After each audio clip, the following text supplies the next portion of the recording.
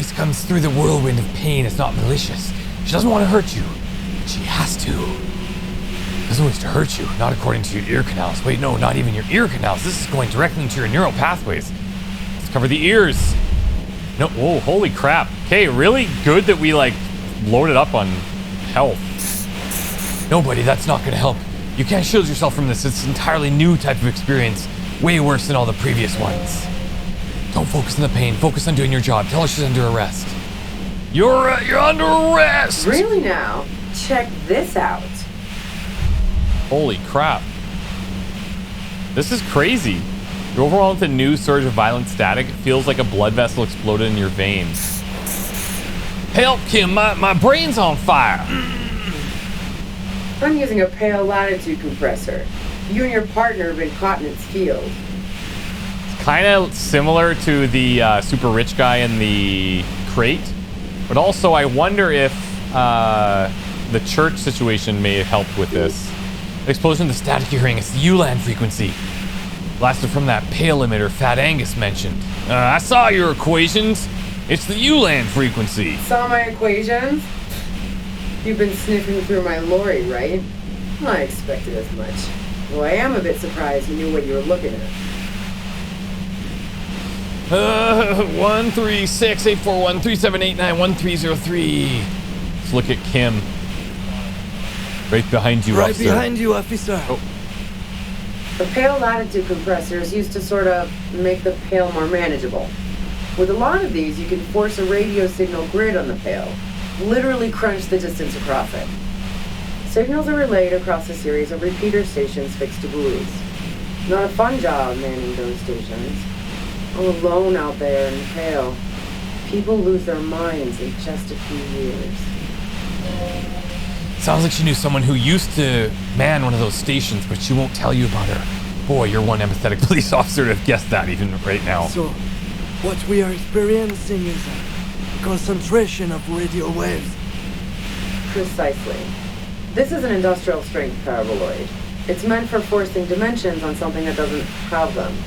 Needless to say, the frequencies used are out of this world. So is she cool with this because she's wearing, like, the headphones there? The upper limit is the large prime number generator station. It's used specifically for pale latitude compression. That's why you might be hearing some numbers. But you might also hear, or think you're hearing, local radio chatter. She's been holed up in here for a while with no one to talk to. Keep her talking, you might get an opportunity to break loose. How do you get your hands on this thing? I built it myself. That's illegal. I'm guessing it's patented. But we are beyond that, aren't we? Oh yeah, way beyond. Am I gonna stay like this forever? No. Once I shut down the compressor, the pain will end. It may take a few minutes for you to steady yourself, though. It's a bit like walking out of a very confusing dream. Can you do that then? Have you ever experienced this compressor yourself? Yeah, I stuck my head in there before using it on you. Seemed like the ethical thing to do. Can't say that I enjoyed it. The field was weaker, but I can imagine what you're going through. This is all great, but let's talk about the man who was killed. Yeah, let's not talk about that shit. You were hunting me and fell into my trap instead. That's not all wrong. there is to say about it. So she thinks of you as hunters, not cops, and her herself merely as prey. Please, could you turn it down so I can ask you something? If you've got something really important to say, you can do it through the white noise. If you're looking for a deal on mattresses, some weird radio wave commercials. Oh, Rosaline, oh, Rosaline. Damn this. God damn it. Fine. If you really want to talk, I can dial it down. I've also got a gun, by the way. Yeah, okay. The gun she's carrying is a 2-barreled front loader, not like the murder weapon. Well, it doesn't feel much better, but you can form sentences now. Thinking doesn't hurt as much. Just keep her talking and you'll get through this. There's only 3 meters between you and the machine. If you keep her distracted for long enough, maybe. Be careful when you make your move. That'll be it for questions. Bide your time. Okay. How'd you know we were coming? I heard you in the passages. You've been preparing for quite a while. I had bullets under the floorboards.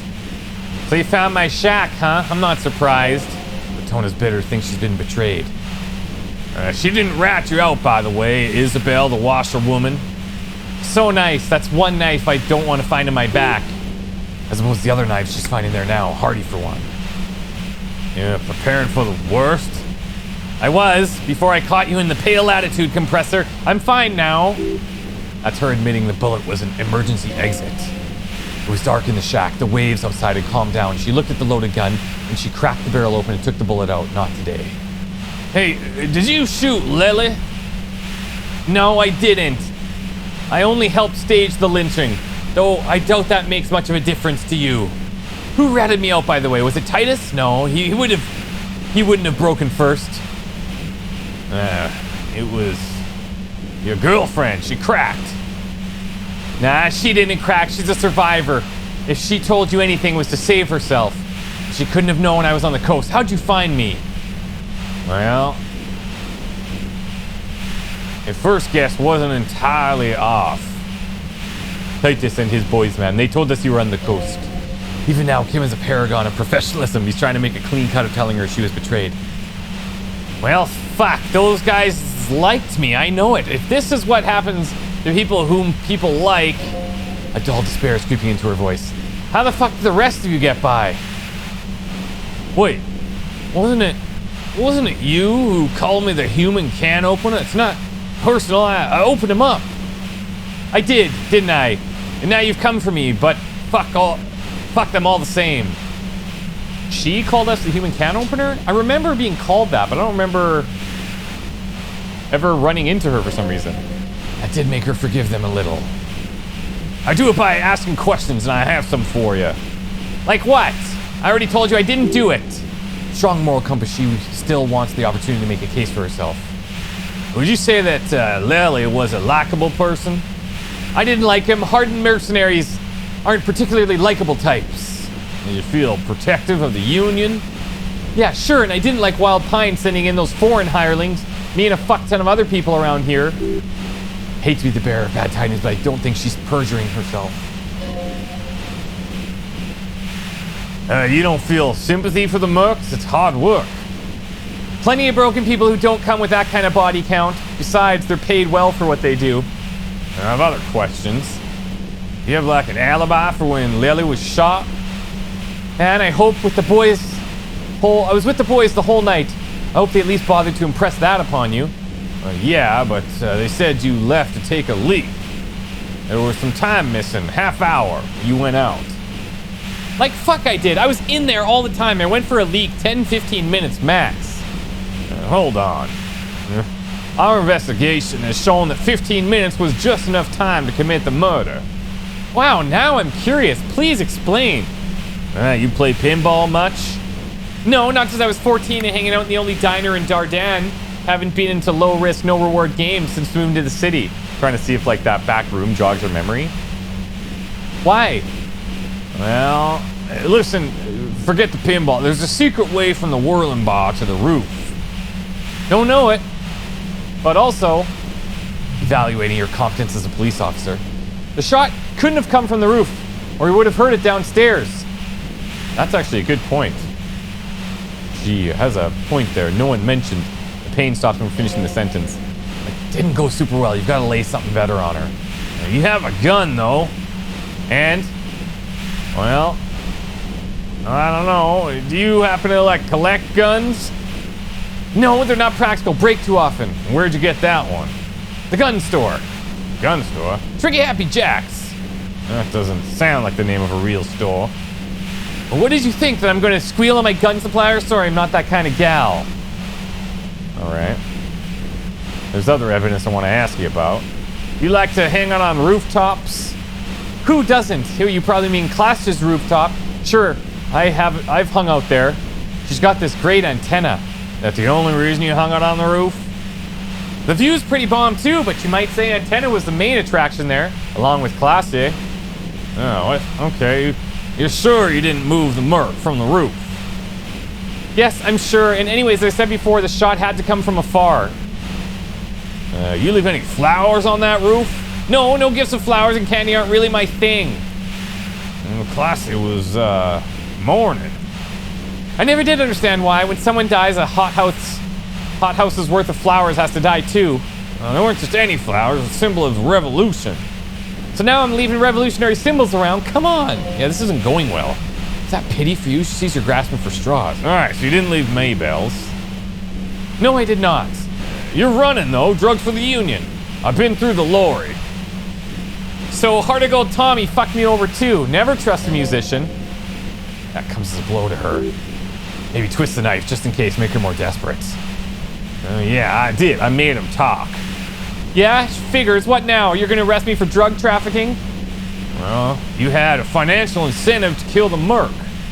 Man, it's to get away from all the murderous shit that I left Jamrock, my previous employer, for the Union. She deliberately avoided naming the mob she worked for. You might be able to find this out later. She turns the knob down to 1 millimeter, then continues. I got lucky being a dispatcher, never had to do any of the really dirty work myself. This gun, it's only been used for self-defense against serious scum. Yeah, well, you're threatening us with it, though. Well, based on what I've heard about you, you are serious scum. Hold on a sec, we gotta take a step back. Yeah, where? More questions before doing anything. Well, who killed the merc if it wasn't you? How should I know? As I keep saying, he already had a bullet in his head when I got to him, and there wasn't anything useful gossip on the radio. These rings around her eyes, her tired voice. She's been staying up late listening to the conversations, crisscrossing Martinez. Police radio, you've been following the case? Who hasn't? You know, I can still see him there in Klaasje's room, lying on his side. He was still warm, but the bluish light coming through the broken window made him look as though he'd been dead for a good long while. Well, what happened Sunday night? Tell me your version. She eyes you warily as though gauging your sincerity. It's okay, we just want to... Alright, don't kill yourself over it. I was shooting the shit with the Hardy and the boys over a few beers like always. Then Klaasje comes in, all pale and shuddering. She sits down with a drink, trying to steady her nerves, so I grab a seat next to her. Hey, does she seem also, like, high to you? Oh yeah, super, but I didn't think too much of it at first. That aligns with what Titus said. Klaasje said you knew something was wrong immediately. No, I really didn't. She's not that easy to read. I just assumed she'd done too much blow. Wouldn't be a first for her, but no such luck. She was in some deep shit. She asked me to come upstairs. The merc she'd been going with was lying on the bedroom floor dead. I knew she couldn't get the authorities involved, so yeah. You made it look like he'd been hanged. How'd you manage to come up with a plan so quickly? What? No, thinking lynching was her idea. Her idea? Yeah, in cold blood. It really surprised me how quickly she was able to get a hold of herself once we got up there. It was like she was another person. The party girl was gone. She asked me to help her drag him into the shower so she could wind the shower head around his neck to fake lividity. Then she dressed him while I went to the Hardy Boys. That's exact opposite. Well, she's saying that Klaasje was saying that Ruby came up with that plan. She lied to you about that too. Well, that's bad. She'd be so calm. Yeah, I wasn't sure whether to admire her or to be disturbed. Do you think she killed Ellie herself? As I keep telling you cops, we didn't hear anything downstairs. No gunshot, nothing. But even if this is true, weren't you worried this lynching might lead to war? A thought crossed my mind, but the mercenaries' death was going to have repercussions either way. Although, the way things are going, she doesn't want to talk about it. But not because she has something to hide. She doesn't want the guilt. Fuck it, I'm not responsible for these people after what they did to me. Well, if you didn't kill them, why hide? I saw you roll onto town. I wasn't about to stick around for questioning by a goddamn La Puta Madre agent. So this is what she was scared to tell Titus. This cop. What do you mean, La Puta Madre agent?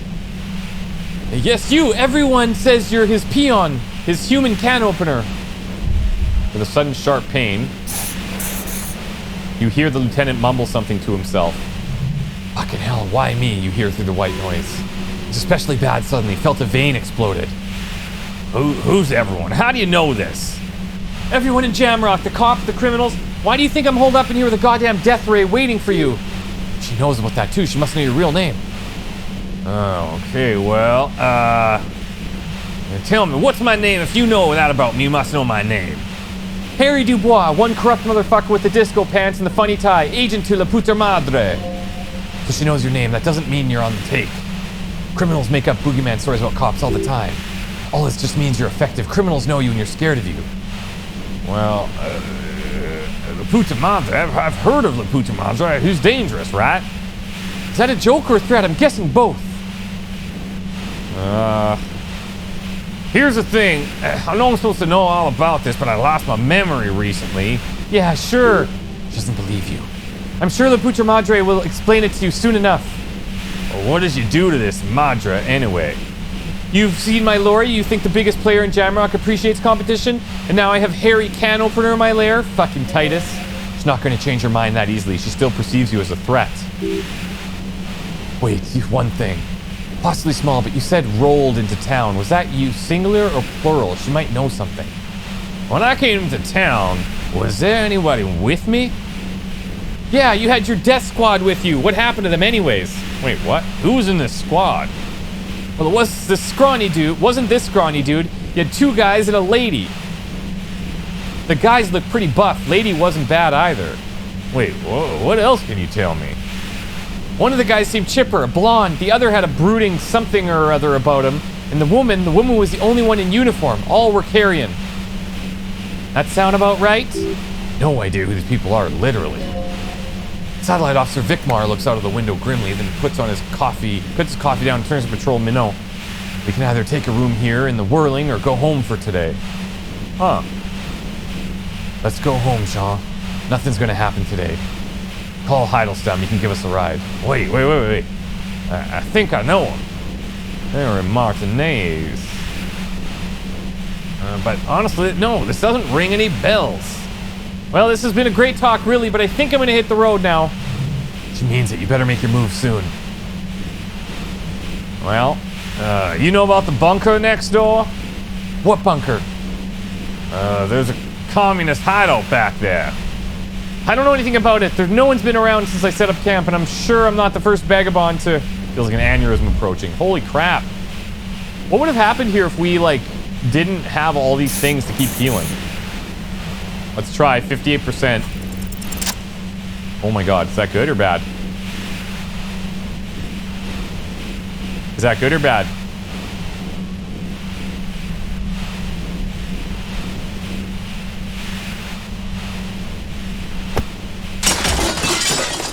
Holy crap. You did it. The compressor light's broken on its side. It's quiet in your head again. It still feels like hell, but... Kim, you okay, Kim? Oh, good, officer. Be careful. She looks at the damage. She looks at the machine, assessing the damage. Her hand trembles. Fuck it. Puts the barrel of gun in her mouth. Whoa. What are you doing? Problem solving. Ma'am, put your gun down. It's not the solution to your problems. You are... Oh, yes, it is. 42%. Not gonna look good. Uh-oh. You should know the words to say. You've been here yourself, so why is it not coming to you? Because you've been going around pointing a gun at yourself, trying to answer the same question in vain. Her finger squeezes the trigger now.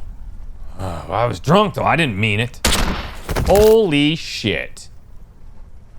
Pulls the trigger. Oh, God. Fuck. What did we just do, Kim? Our job went really bad, and now we need to clean it up. She died. How can you be so cold? I failed to talk her down, Kim. Lieutenant Yefreta Dubois, control your emotions. We did our job. This won't be the worst thing that happens on this case. Believe me, you can't let this break you. There's no coming back from this one. It will stay with you in nightmares. Oh my god. Okay. What do we do now? We clean up. It may take days for processing to move her body. We need to move it somewhere. That tent there. Well, we found her. Wow. Look at the gun.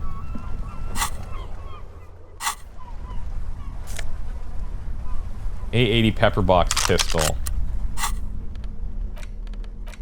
Double barrel pistol is a compact, no-nonsense design. Equip this when times are most dire. Walnut panel grip is scratched up, bearing the sheen of long wear in the hands of its previous owner.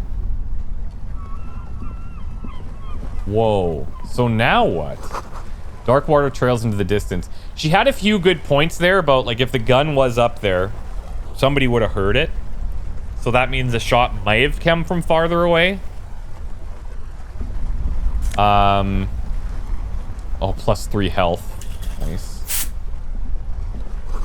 Cooking utensils, prepared herself porridge with bananas.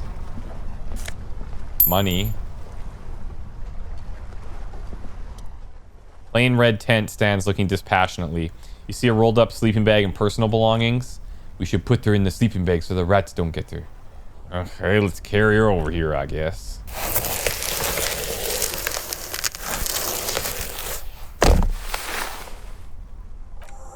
There she lies, cocooned in the sleeping bag, surrounded by empty cigarette packs, books, and half-read magazines. Magazines? You should look through them. Okay.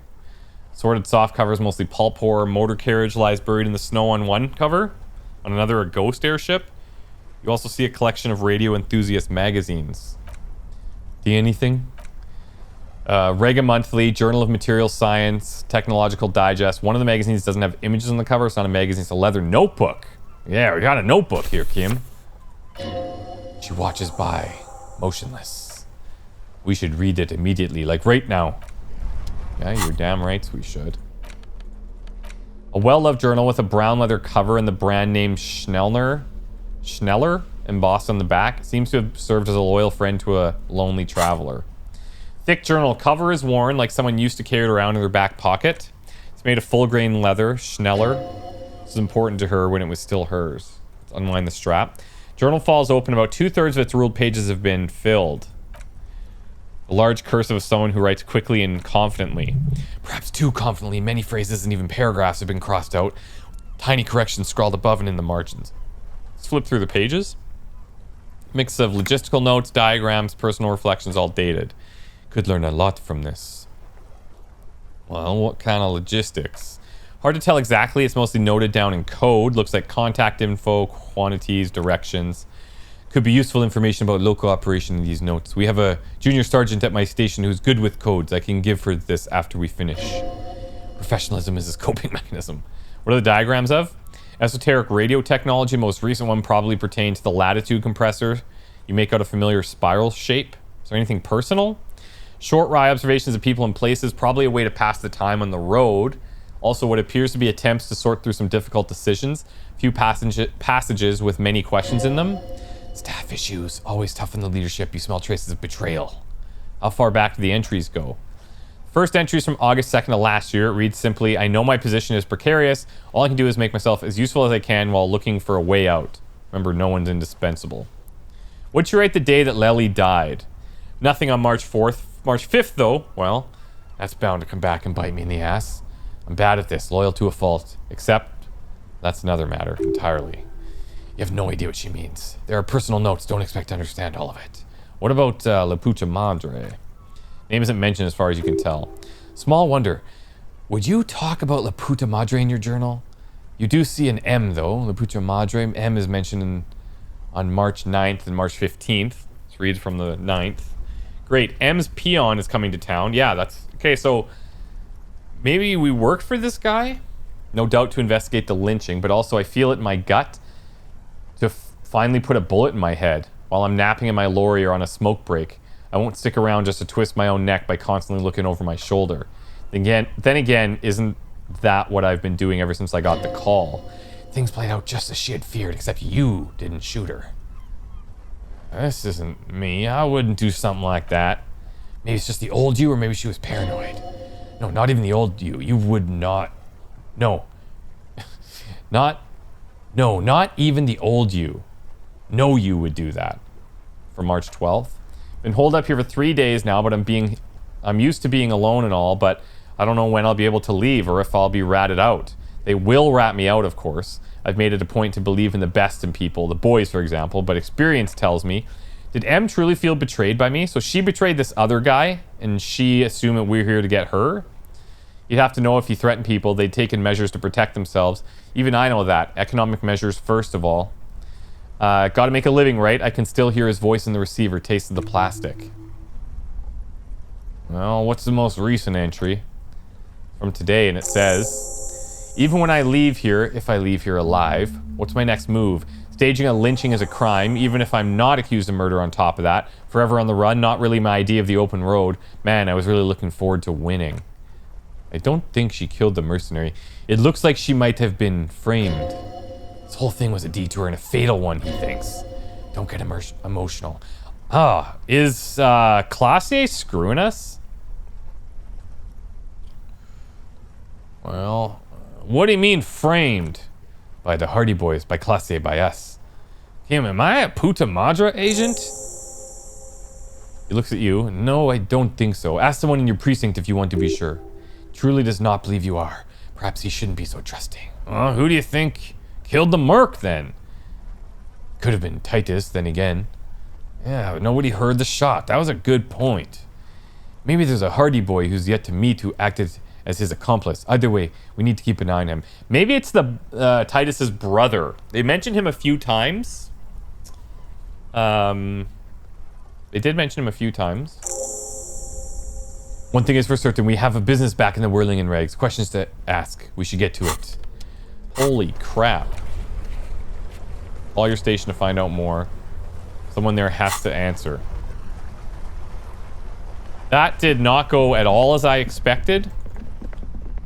The hunch about it being dangerous and buying a whole bunch of, like, pain stuff, that worked out nice. Holy frick.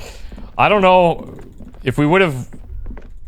I don't know how that could have gone down. I don't know if we'd just be dead. Or what the deal is, but...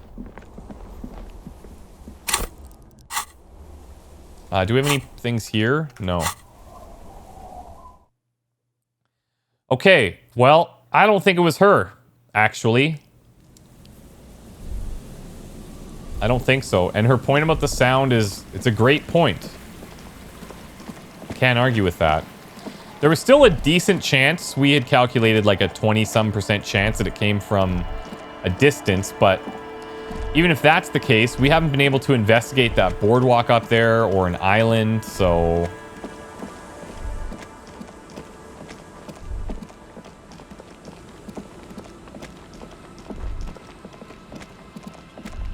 Let's go back and we'll talk to them, and then if we need to, we'll come and scrounge this area to see if there's like a boat along the coast we can use to get to an island. I seem to remember at one point running into a boat somewhere over here and then saying that it was going to be ready like the next day. I think she was tarring it, but then that boat doesn't seem accessible either, so... Stop! Just up ahead. Danger! You were prepared. Don't put away your friend, your weapon. The barrel of your Villiers 9mm pistol shined threateningly in the cold spring light. Kim, there's danger up ahead. Yes, I hear. Let's go. I'm ready. Good, be ready to take damage. What the?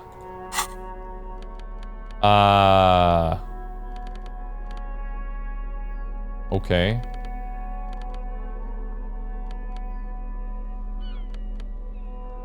Pain threshold, that could have maybe helped there. You do that.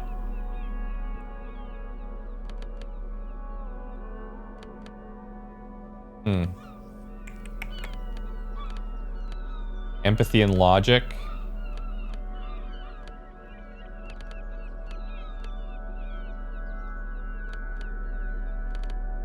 All right. Kortenaer. I'm all out of shit. Oh, there's the mercs. Cloth. Welcome to the fucking reckoning. Oh shit. And another one with a long ass rifle. Put your goddamn gun down. People are gonna get hurt. We need to talk this through, all right? Shut up! You're not gonna talk yourself out of this, loincloth shit fuck. This is the mercenary at the gates. His chest rises and falls under the ceramic breastplate. His fingers reach for the butt of the sidearm. Kim, what's going on here? This is a misunderstanding. Nothing irreversible has happened yet. You can just return to your unit and forget all about this. The Kept is merciful, willing to spare us if we just forget about our murdered and humiliated commander. I think we should just kill everyone, Korte. You all drunk. Come to your senses. You won't gun down 7 people in the middle of the street. They might. This isn't a frontier town or a jungle outpost. Easy, Lizzie. Let me handle it. I know guys like this. I'm sure we can come to a peaceful agreement. Ain't that right, fella? He's facing overwhelmingly superior firepower and he knows Peaceful? it. That must be this guy. Sounds like the armored figure is weeping. Nest in your abdominal cavity, like a little wild mouse. The man's words are barely intelligible, but you can hear them. Fuck, there's the third one. How did Yeah. we miss something like this? I'm confused. Lieutenant's genuinely worried for his life. You should consult him before getting in there.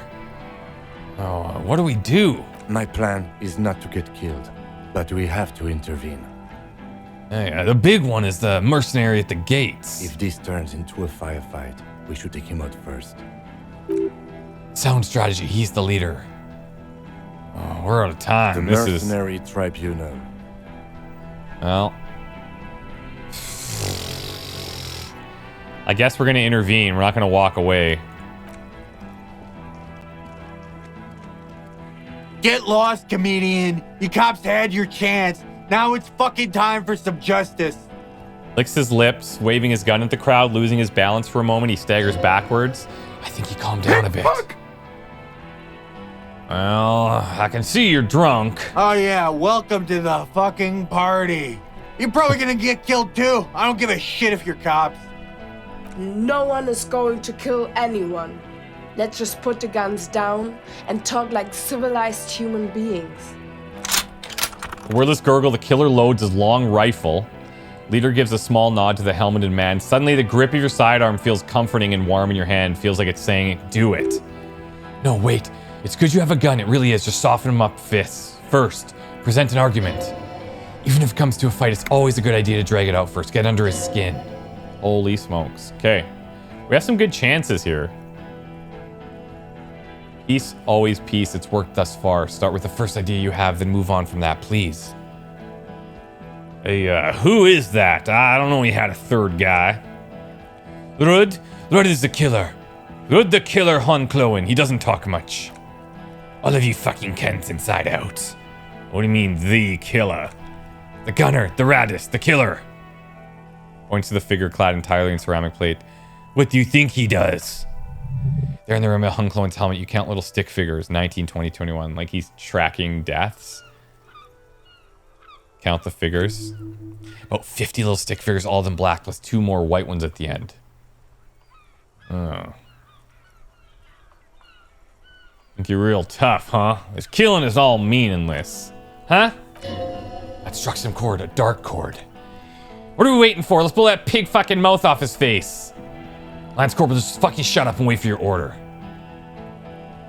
Well, listen, guys, they didn't do it. Yeah, who did then?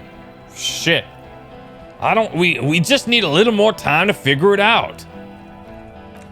Time? You had time to fuck around in that church, to run errands for your union chief. I saw you. Time is up, loincloth. Give me a name now. Might have been Klaasje, but we would have heard it.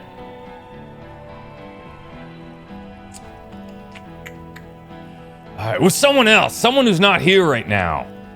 How fucking convenient. He was shot from a great distance. I think a sniper did it. You think I'm fucking stupid, cop? There's a dangerous gleam in his eye. What if I just shot one of your pals here right now, huh? How about this, Kipt? Tell me it was a magic fucking sniper one more time. Listen, please. This cop and this drumhead Count Marshall won't decide who. Think. Why doesn't he believe me? Come on. The Hardy Boys confessed to hanging him. All together. Titus said we took him out back and hanged him. He said it loud in a public place. Well, listen. He was shot. He wasn't hanged. Listen to me. You're lying. DePaul heard it. He doesn't move his weapon. You heard wrong. She and these men have been helping us find the shooter. The hanging was only a cover-up. Listen. Whoa. Fucking liars. Pulls the trigger. A plume of smoke erupts from the muzzle of his gun. Shot rings to your ears, a low tinny ring, then the Hardy Boys yell something. Young woman stands and looks behind her. The shot has flown over her head, crashing a small pane of glass window behind her. Man looks at his revolver and smiles. I missed. I know what I heard, Cordy. They said they killed him. They said it was a good way to end a Sunday night. That doesn't sound good. You need to change the topic now or there'll be another shot. Okay. Listen. Let's talk about the hangman. Oh boy. We have a good chance of this. Dangerous. Ask about him first. You don't want personal facts about his dead friend coming out of your mouth. He has to start it.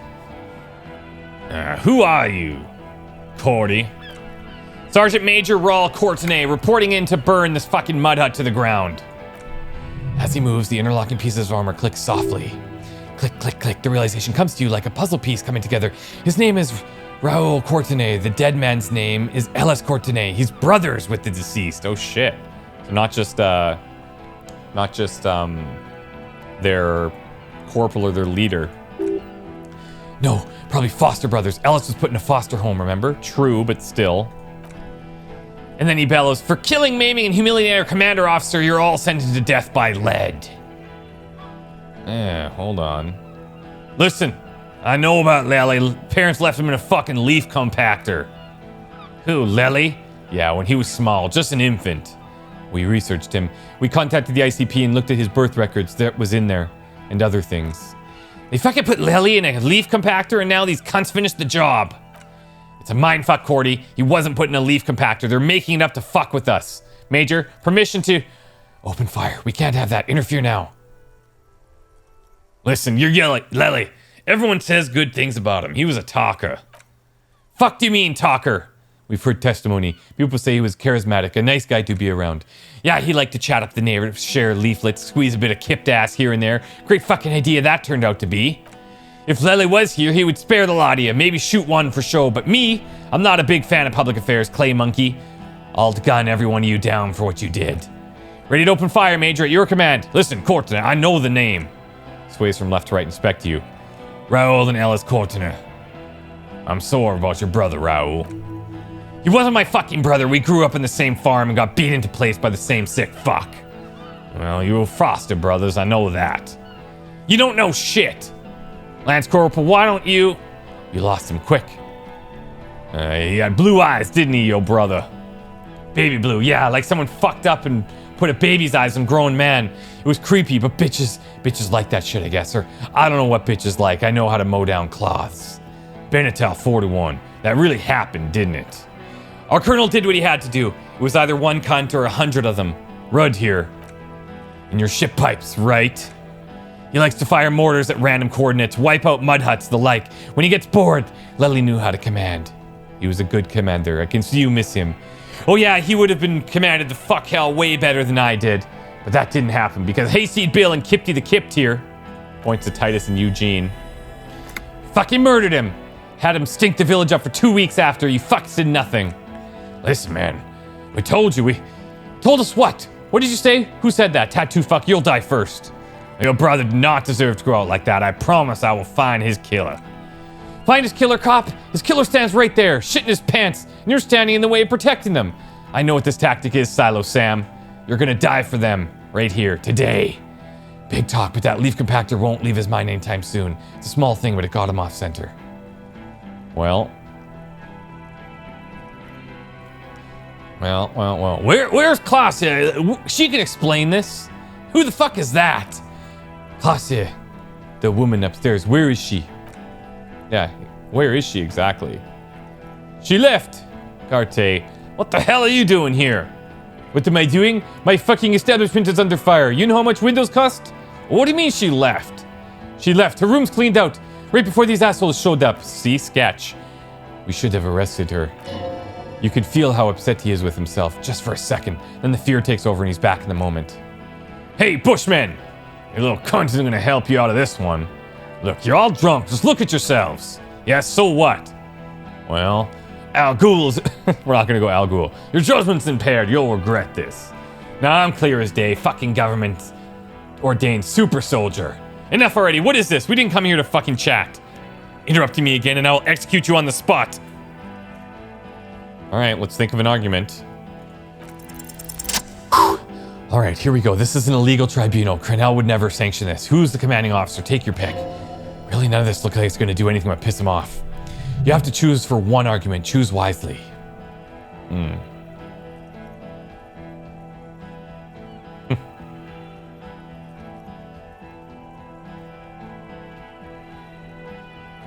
Man, I don't know. They're not going to care about authority. Downwell, I don't know. Just to be clear, you are officially in charge of this unit after the death of your colonel, right? I fucking told you, I'm a colonel major with 15 years live combat experience. When my colonel gets hanged by clay monkeys, I lead the platoon on a retaliation strike. So, you're the highest ranking of the three of you then? Nah, I just have the biggest gun. Oh, hold on, what's the highest rank in Kortenaer? King Reaper. As your leader of your group, you might reconsider your actions. This does not need to end in bloodshed. You're right, but you see, I want it to end in bloodshed. Okay, it's not much, but he's thinking about something else, and his hand is off the gun. We have a good chance of this. Doubting leadership, thinking of a leaf compactor, hand eyes only at 2. The Wild Pines rep does not approve of this. You think I care what that company cunt thinks? She's gonna be mad when she hears about it. She's fucking gone. She fucking sailed off. You're alone. Stay cool. Don't do anything stupid. The company bitch is gone. Lely's cunt is gone. Lely's gone. Fuck are we still doing in this shithole? Guys, I get in there either way. I don't have a gun. Titus turns to his... Oh, he's running off. Hold your ground. Any more you run, I'll shoot you myself. We're doing this together. They're huddled close. Information steal. The rest will stay, even if it means dying here. 72% chance. That seems good. Whoa. A plume of smoke and fire erupts from the gun, and your hand goes numb from the explosion. Look through the smoke rising from the barrel. The smoke drifts west with the wind. You hear the plaza erupt in violence, slow like a waterfall in reverse. Look at Kortenaer. There's a hole in his cheek. Blood gushes out as he stumbles backwards. Eyes filled with rage and disbelief, gurgling, muttering something unintelligible. His lips, moving, swollen with fear, are trying to say, shoot him, but he can't. Uh-oh. Look at this. Whoa. Oh, this is not good. To your right, the killer raises his rifle and takes aim at you. His moves are steady, but the long barrel of his rifle sways slowly. Think! You stare down the barrel of the gun, you see Rudd's mask behind it, his eye in the slit of the helmet, like a camera lens focusing on you. Absolute destruction. God, you're so frail, too frail to think further, time is running out. Kim, where's Kim? From the corner of your eye, you see the lieutenant raise his pistol, then aim it at Rudd. He's trying to find a straight line before the rifleman can take you out in the background. The leader staggers. Ain't looking good. Uh-oh. Uh-oh. Low shot rings. You feel a tapping like rain on your chest plate. Heavy drops of rain, then sound of dice rolling as the cuirass distributes the shot evenly from plate to plate. Oh, we are wearing that gear. You got hit. The armor took most of it, but still your ribcage burns. Feels like your blood is slowly seeping into your lungs. God, please. He needs to do this. He's aiming for the eye slot of Rudd's helmet. Extremely difficult shot. Then 2 shots ring at once. One from the lieutenant's pistol, and the other from DePaul that's aimed at the lieutenant, but it misses. You hear a scream behind you. Kim, did it hit the rifleman? Blood gushes from the helmet's eye sockets as Rudd staggers back, disoriented. The sounds coming from his helmet are not human. Unbelievable shot from the lieutenant. Who screamed? Glenn, dying in a puddle of blood behind you. His mangled torso has 2 gunshot wounds. Blood gushes out of them like red geysers. Oh God, watch out. You see 2 crazed eyes stare at you. Through all the smoke and the panic, with blood gushing from the face, the man raises his pistol at you, then he squeezes the trigger. Holy shit. We're not going to be able to evade. Look him in the eye. The look of vengeance, framed in blood, lips shaking. This is the last thing he'll do on Earth, but he will do it. He is your end. Here it comes, death. Well, we could try. That ain't good. Whoa. What? You can't. There's no time. Something inside your pelvis explodes. Your entire lower body's on fire and your legs don't support you. You fall down like a rag doll. Pain's too immense to scream. Pushes the air out of your lungs. Everything goes dark. A distant blur as you recede into it. Listen. Just listen through the darkness and the pain. The Hardy Boys are screaming, fighting, dying. Someone jumps over you. Nearby gunfire shatters glass. Stop! The cop. Protect the cop. He's down. Touch your lower body. Feels slick and warm with blood. The pain is too strong to know what's happened here. Even clutching your consciousness takes everything you got. What parts of me am missing? Most of what's down there. Oh, God. It's all gone. Open your eyes now. You have to see what's happening. No. It's just fear. Even if, who cares? No one wants you anyway. What do I see? Nothing. Persisting darkness, dancing lights of pain, distant shadows cast by them, like a hellish play. Out of it, a silhouette appears crouching over you. You hear a familiar voice. You're bleeding out. Kim, well, I don't remember everything. Kim, it's so dark. I can't see anything. Stay with me. You hear me? Stay awake. Look at me. But you can't. It's so hard. Your eyelids grow heavy and the sound even more distant, like a cold comes over you. Kim, too, is somewhat far away, almost gone. Then suddenly, you sense something behind him. Slender white shadow towering. Someone stands there, raising her pistol at him. Lieutenant does not see it. He's pushing down your wound with both hands. Authority, come on. Kim. No. 92. No, you say. And you hand your firearm to him. Your hand trembles as your eyes are full of fear. That's all it takes. There's no room for hesitation. The lieutenant moves like a spring unloaded, grabs the gun from your bloody hand and fires behind him. You hear a faint scream, a woman's, and the sound disappears, like someone pressed stop in the tape. The woman's gone, so is Kim, and the whole world falls into total darkness. This is death.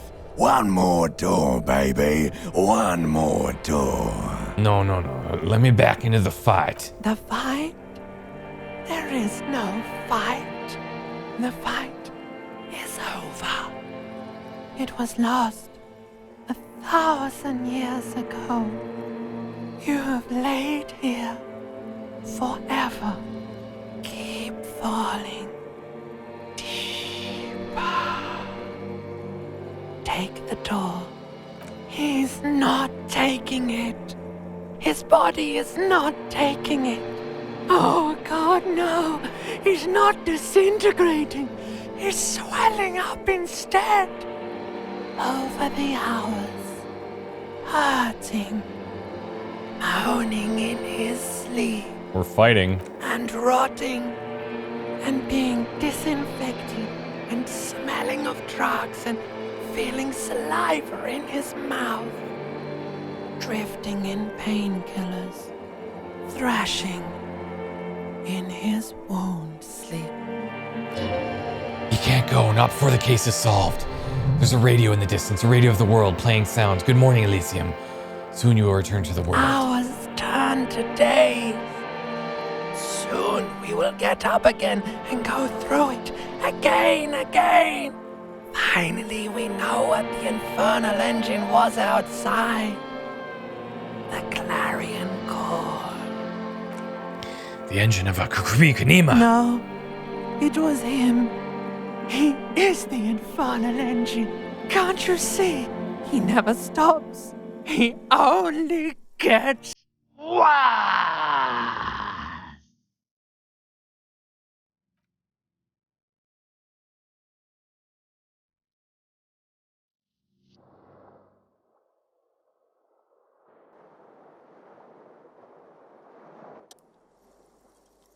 We're in our room.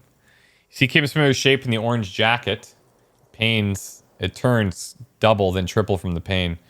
Holy shit, I'm alive.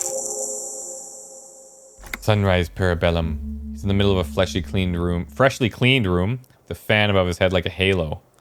Hey, Kim, the room is clean. Monsieur Gauthier cleaned it. Took him an entire day. How long have I been out? Yeah, we're on day 7. 2 days. In and out. You've been up enough to take Dramamine and curse and drink water. Ouch. It's not ouch time yet. You got the Dramamine pill an hour ago. Wait till it wears off. What did you say about sunrise? Sunrise Parabellum. Sunrise. Prepare for war. It's an old revolutionary saying. Oh, my gun. That's engraved on it. It served you well. Is it war today? The gates of the harbor are boarded up. The streets are a little more empty. Apocalyptic violence is yet to erupt, I am relieved to say. I think we may have held it off for now. Barely. Oh, good. Yes, we have also completely failed, but that's okay. What happened? What happened? You shot the major in the face. A firefight ensued. Is it dead? Yes. A bloodstained killer. Okay. As retaliation, their rifleman tried shooting you. He hit the cuirass. I heard it go off. I was looking for a clear line of sight to him. I shot and wounded him while Glenn took a bullet in the spine. It meant for me, he did not survive. There's a pause. This is not the first person to die in his place, he goes on. Titus, Fat Angus, and Theo charged. Angus and Theo did not make it. They both died before they made it to intensive care. Titus survives. So do Alain and the musician. I forget his name. Eugene? Yes, he's alive too. You were bleeding out. You said something. I don't know what. You warned me. I was able to disarm Officer DePaul before she got the jump on me. Thank you. I killed her. And that's what happened. Holy crap. Hey, Kim, I thought you only smoked one a day. This is the one. And they're all dead, all 3 of the contractors. DePaul was the last to die. Everett had their bodies returned to Kortenaer for a funeral. The company is yet to retaliate. Why? Because we deterred them, or Joyce did. Maybe the harbor in full lockdown is too costly a target, or maybe they're simply taking their time and will attack soon. I don't know. How many casualties on the Union side total? 3. Glenn, Theo, and Angus. The fat one, he took a lot of bullets. And Theo, he was too old for combat. And that's all. Well, that sounds like a total shit show, Kim. Yes, officer. 6 people are dead. It's not a success. +1, Ruby. Thanks. But what's done is done. The violence is cordoned off. The Hornets did not get into the beehive. The worst scenario has not materialized yet. And we are still alive, both of us. He did not expect you both to survive once you stepped between those armies. How bad am I hurt, Kim? Reasonably bad. You were shot in the left quadriceps, that's your thigh. It appears no major arteries were nicked. The bullet was removed and a bacterial infection treated with mercurochrome. The bruising on your shoulder is negligible. The armor took the brunt. So what if we weren't wearing that armor at all? Totally different? Can I walk? We will see. Has anyone from my station been to see me? No. A man and woman sit in the front seat of an armored motor carriage. The woman's driving. The man lights a cigarette. John Vickmar is his name. I think he's our superior, right? Asphalt vanishes under the wheels of the machine. Ahead, harbor cranes rise to the sky. So maybe they're on their way. Back to the shithole, he says.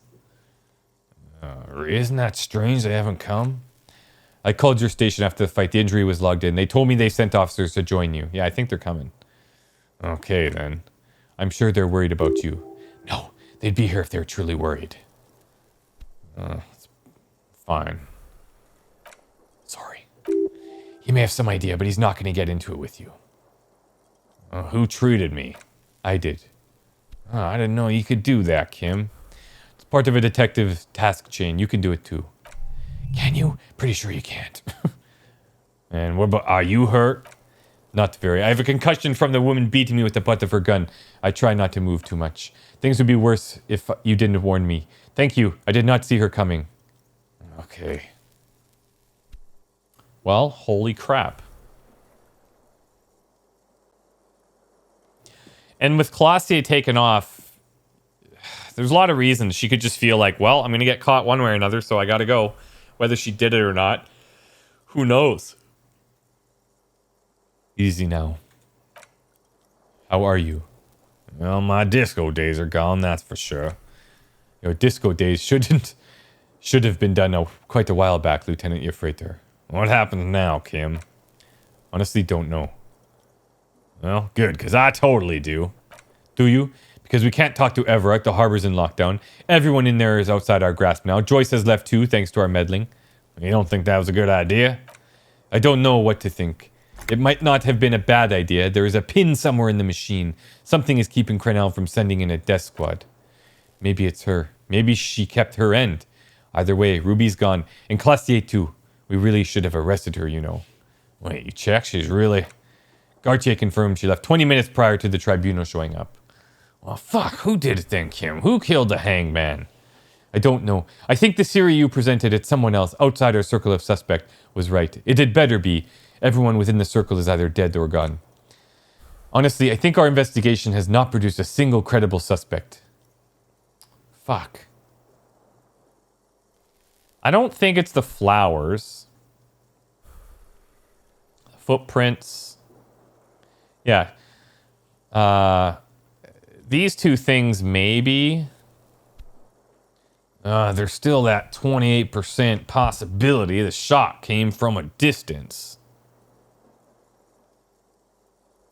We should go upstairs, rethink the ballistics in situ. I agree with this. What else? Well, that antique bullet from a Bell McGraw, 44.6 millimeter. How hard can it be to find one? I think it was 4.46. I don't know if this is a typo. It's extremely easy. There are thousands laying around. We found one, all completely unusable. It's precisely how easy it is to find one that makes the bullet useless. Fair enough. Well, what about that hole in the wall? Somebody was watching her. I don't know. That's been there for years. All right, fine. And the footprints.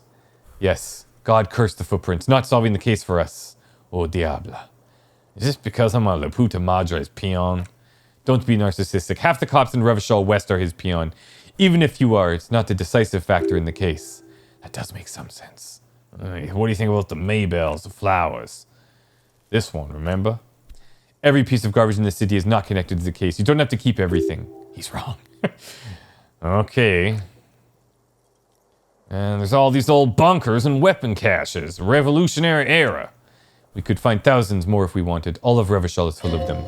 They seem so mysterious. I can't believe they're fucking useless. No need to be melodramatic. A miracle hasn't happened yet. It's not over. Does not know what to reply. Looks out the window back at you. It's morning outside, you think. You know what I think about solving crimes? He arches his brow. The ceiling paint fan patiently spins overhead.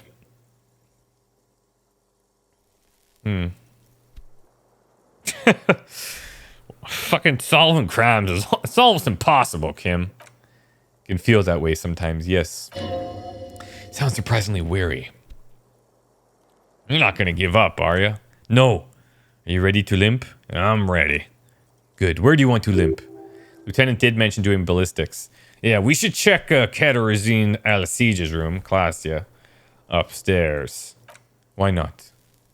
Let's go. Okay. Inspect the window. Another look at the window, perhaps? I don't know. I can't think of anything better. Yeah, honestly, that's it. Guillaume le Million. Pain threshold. Blood oxygen boring. Psyche caps increased. Bad news. Guillaume le Million did not become a cop. In 38, he went on tour to Sinyao province in Saf, where he died of autoerotic asphyxiation. Excellent. His body was found hanging from a decorative dragon tree in his junior suite amid drug paraphernalia, unwholesome objects, and the Sylvia Trainer single Wonderland skipping in the background. And yes, you can take this as a metaphor for Revachol in the 30s and also as a warning. All right. What the frick, man? I'm just looking through here to see if there's any, like, maybe hints. Hey, they fixed our window. Newly replaced glass shining in the morning light. You hear traffic back in the world again. Tape is fixed. Hey, this door is open now. See gleaming white enamel, no bottles inside. Look, the door is open. You walk into Kim's room. No shit. That's cool. Stereo 8 player has been reunited with its speaker. Let the mirror be. See what we can do with the fan. Just curious. Must be broken. What about the lights? Oof. Right?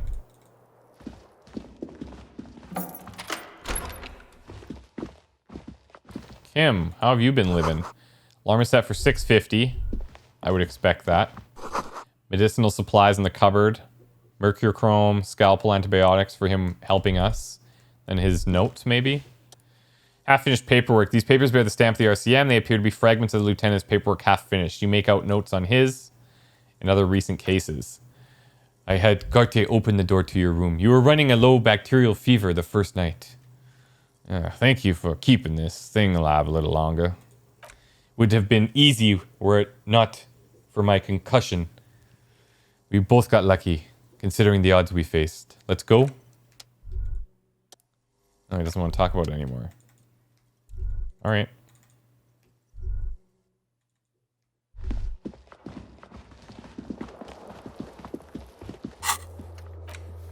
Perhaps will yield something. Frick, I don't know. You get the chance, call your station to find out more if you dare. I don't know. I seem to remember maybe hearing about Puta Madre at one point, but there wasn't much to it. Much, like, that made me think we were involved. Looks like she left something on the table. Next to stacks of bills, you see a note. Few lines jotted down in large, uneven handwriting.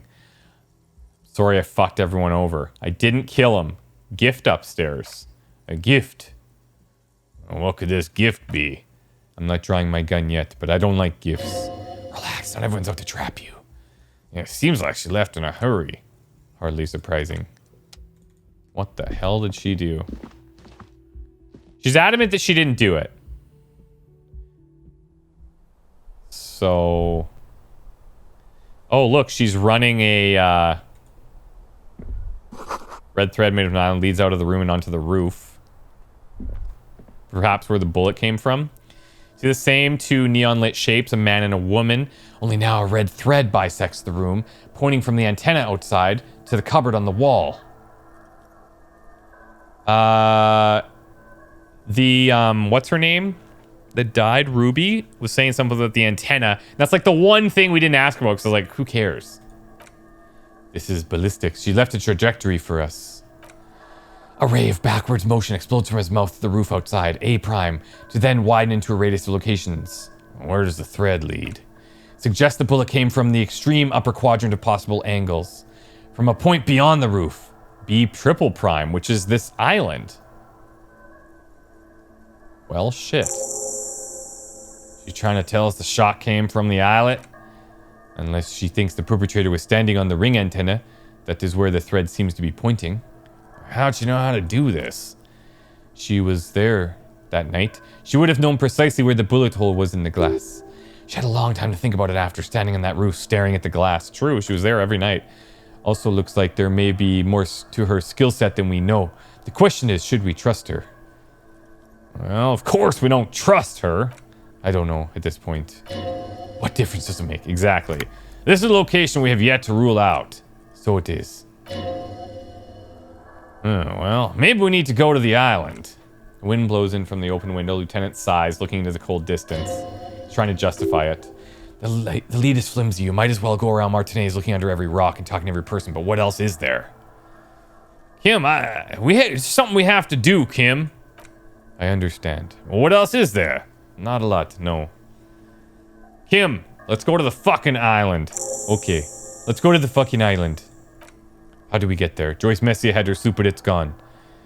Yes, see? Lillian the net picker. I knew about this. She's tarring her boat. Ah, yes, of course. The village. Let's go. Okay. On it. On it. I guess we can call the station as well. See what they tell us about La Puta Madre.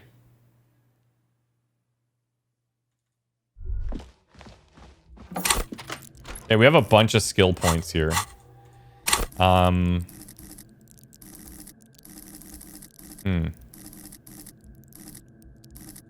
Let's go suggestion here. We'll do a couple, and then we'll hold the other. I just feel like, you know, trying to get people to do what we want might come in handy. But to me, now I think about it, it hasn't come up like super often. But maybe because the skill check isn't high enough. That's one thing about this game. It seems like you could argue that certain builds are better than others because you see the checks come up more often, but the checks come up more often because you have points in them. Holy, what is this? A day, Resdetto? One day I'll return to your side. Graffito's been painted over the traces of the fight that took place here. Smells of blood and heavy fuel oil. It's Cindy the Skull. Yeah, looks like Cindy the Skull finally found the woods for her masterpiece. Lieutenant Crouch is touching the fuel oil with his finger. Looks like it, yes. It's still fresh. Wasn't here yesterday. And I smell the fuel oil. And blood. Some of it's even yours. Heavy fuel oil, isn't that flammable? What if we light this on fire? Light the graffito on fire. Cool. You. Let's just stare grimly into the flames. Lieutenant takes a small step back, looks at your face limited to the flames, and nods silently. And then the fire falters. Flames warmed him too. Not at all in a bad way. Let's go to that island. Cool.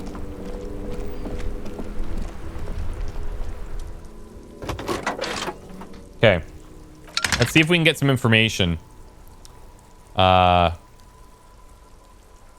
Precinct 57, we've been attacked, and I repeat, Lieutenant Kim Kitsuragian.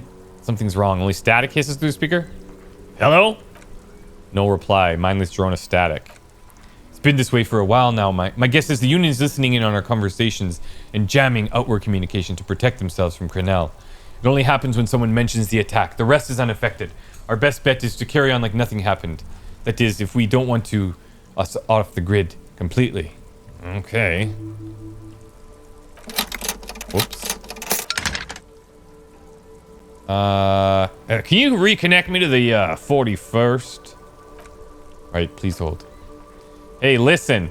Found the badge. Jules, I've heard that some people think of me as La Puta Madra's peon. Do you think I'm corrupted? 10-4, sir. Well, there's been some talk, sir. Some talk? What does it even mean there's been some talk? They think I'm corrupt or not? I only meant that there's been some talk in the station, that's all. There's always some talk in the station. You know how officers in Gemrock are. Okay. But then again, some of us truly are on the take. It's unfortunate. Over. Alright. Well, it doesn't really help. So maybe. To the island.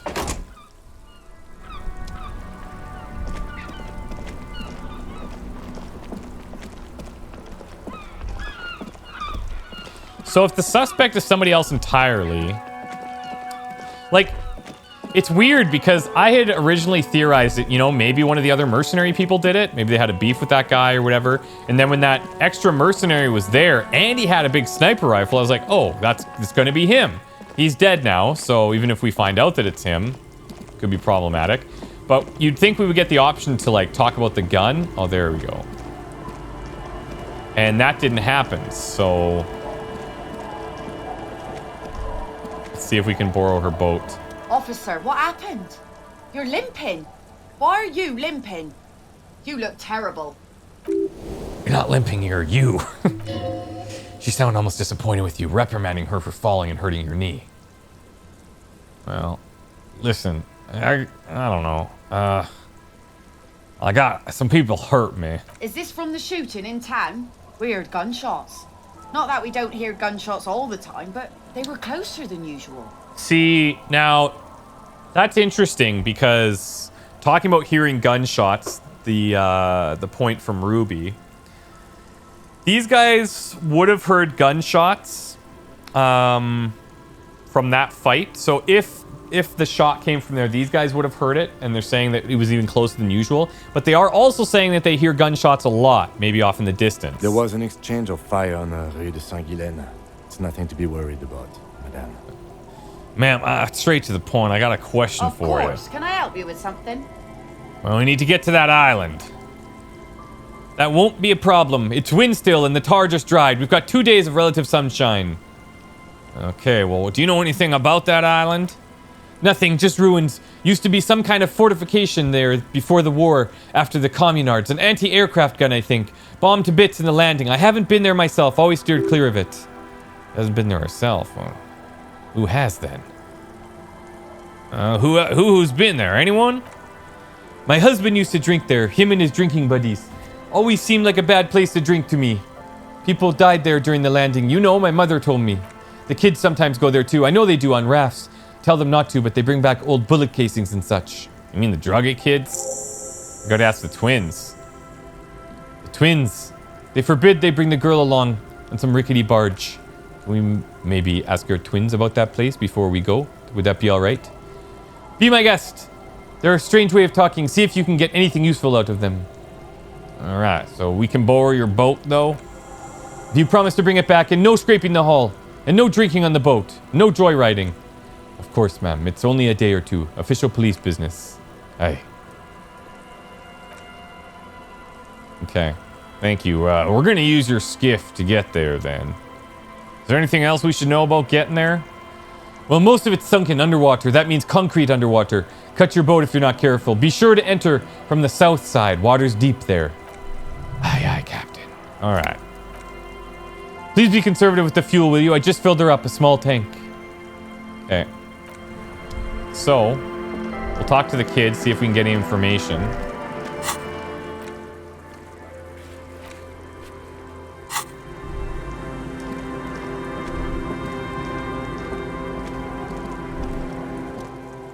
Scruffy-haired little boy kicks a stone while the other watches him do it. Hey, kids, you've been to that island, right? On that island? Yeah, that one. I need to know what's there. That's, nothing. It's just a sea fort and some plants. You can take a raft there. It's great. And, we make a fire. We make a fire. Gather the sticks for the fire and bullets. Not real bullets, empty bullets. Bullet shells? There are a lot of them over there from the war, but this could be important. Wait, you mean the shells? I don't know what those are. What then? There are lights. The fire guy comes and asks us to put the fire out. I mean a human being. On the island, but it's cut off. Wait. Are you saying that someone lives on the island? No. Yes. Let's go with yes. Well, why is he the fire guy? Because he asked to put the fire out. Well, why does he ask you to put the fire out? I don't know. He doesn't like it. He doesn't like people to be there. You shouldn't go. Yes. You mentioned something about lights. I don't know. Did you mean there are electrical lights? He points to the street light. Yes. Is there anything you can tell me about the guy's age? Does he live there? No, he doesn't live there, I don't think. No, he lives there. He's been there twice, 2 times. What? Maybe one of these kids lies and one tells the truth? Huh. He doesn't live there. He isn't there sometimes. Anything else? What does this guy look like? I don't know. Well, how come? We Just yelled and we ran. He just yelled we shouldn't be there. Your father used to go to that island too, didn't he? Our father killed himself. Don't say that. He didn't. Well, your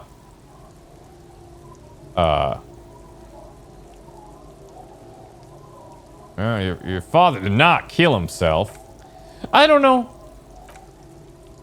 It doesn't even have anything to do with this. Father isn't the fire guy. 2 things are unconnected. Your question didn't make sense. Is that all you know? Is there anything more you can tell me about the island? There's lights, fire guy. We should check up on that island. There's, it's clear that he has no intention of finishing his sentence. Okay. Okay. Go to the island. Fine. Let's go to the island.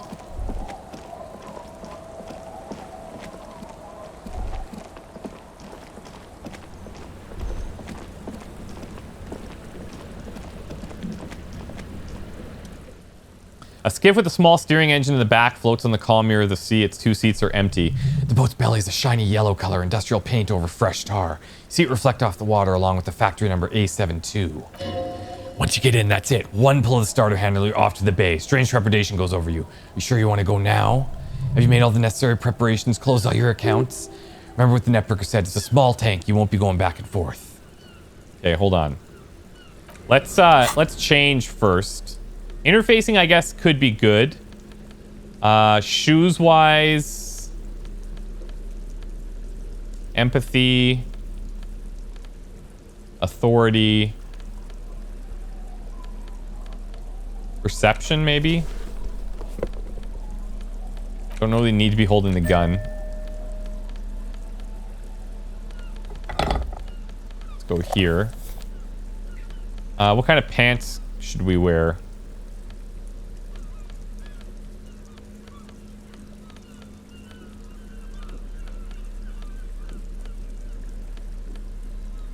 I guess we'll just leave those ones on. And then suggestion.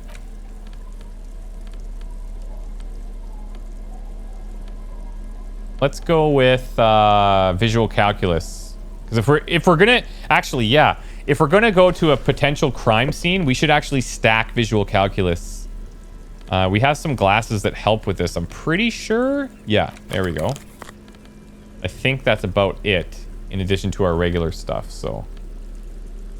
What about the shirt? Physical instrument, drama. Physical instrument. Conceptualization, maybe?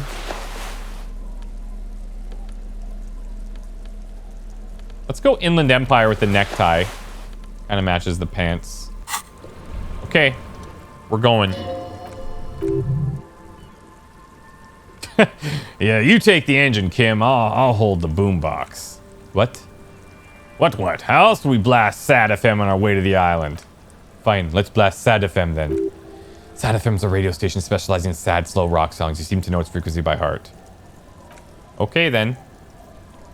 To the island.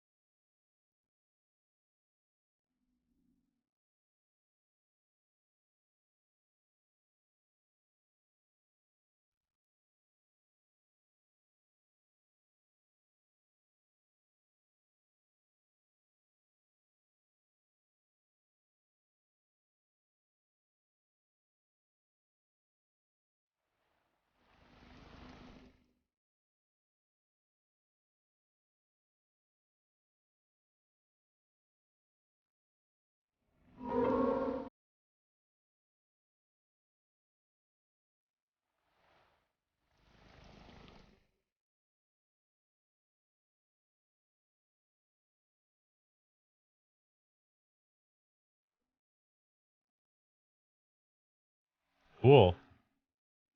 Like a full setup here. There's fuel in the water. There's like another one of those bunkers.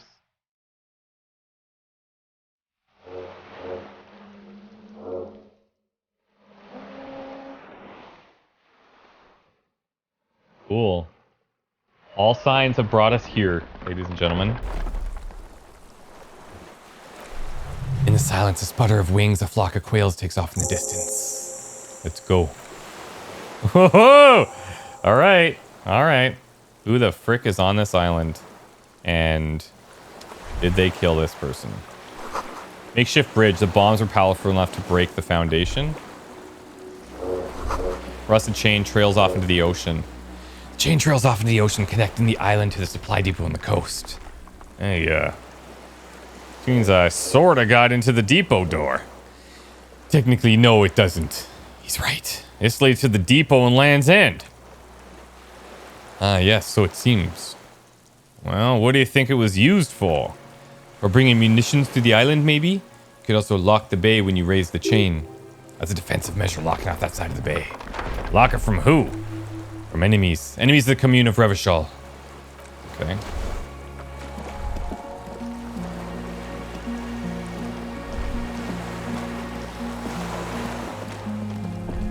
Attention, inflammable. A lingering trace of mazout in the air. Some fuel's leaked out of the barrel, black, viscous. I'm assuming that's what's leaking all the way down here.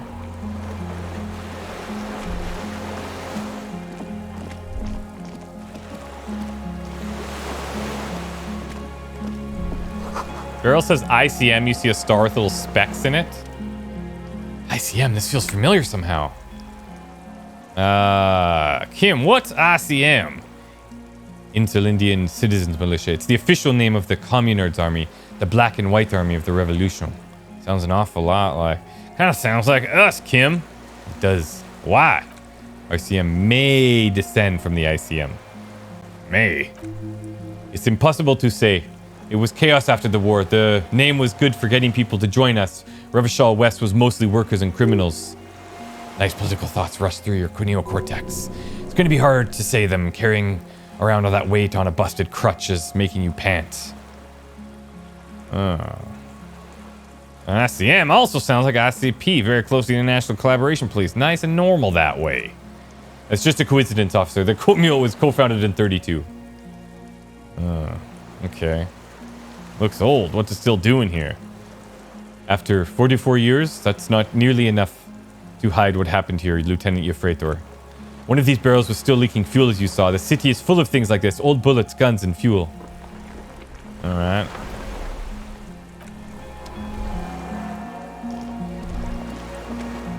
Because we don't have a way down here. Looks like we have to go in here or here. Oh, this is actually busted. Forget it.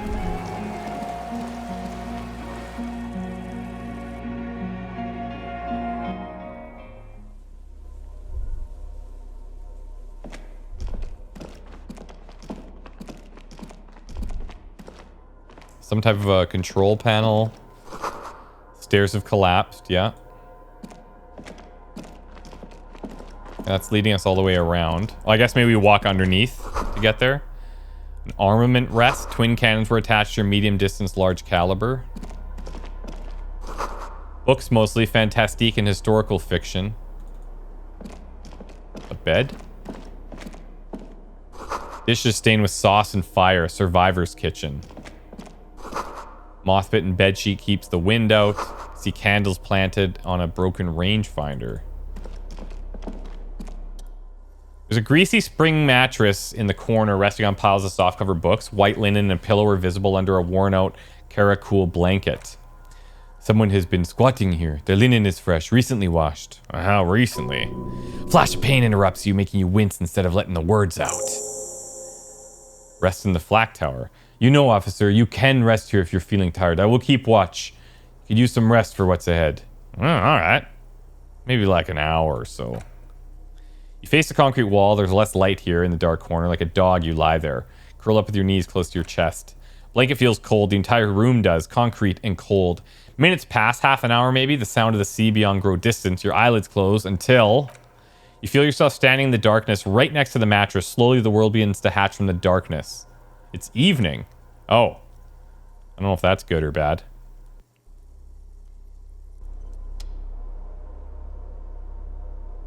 And where the frick is Kim? Kim?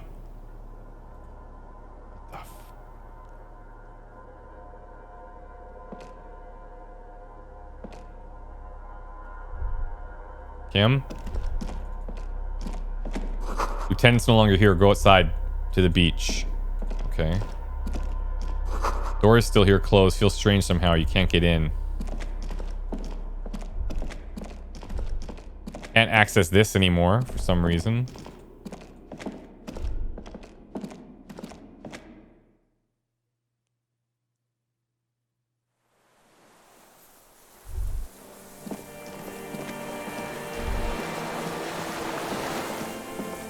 Oh, this is the song from the very beginning.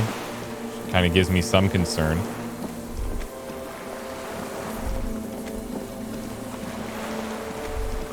Where the frick is Kim? Go down to the chain. There's something there.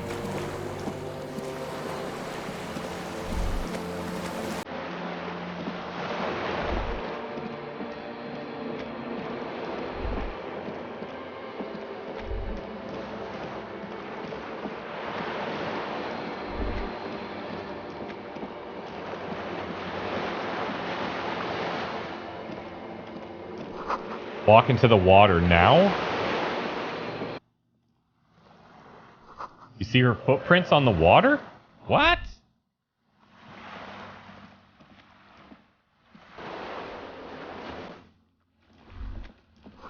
Or am I dreaming or walking on water? What the fuck? Whoa, what is happening? Dolores Day. The innocence of humanism, internationalism, and the welfare state turns around to face you. She has an airship bag in her hand, seems to be in a hurry. Okay, don't say you need to talk right away. Melt the ice first. This way you're already talking. But you don't even want to talk to her. She could only be for cold and mean. Let her go. Let her go? This is the Holy Queen of the territories of Mundi and the Sindland?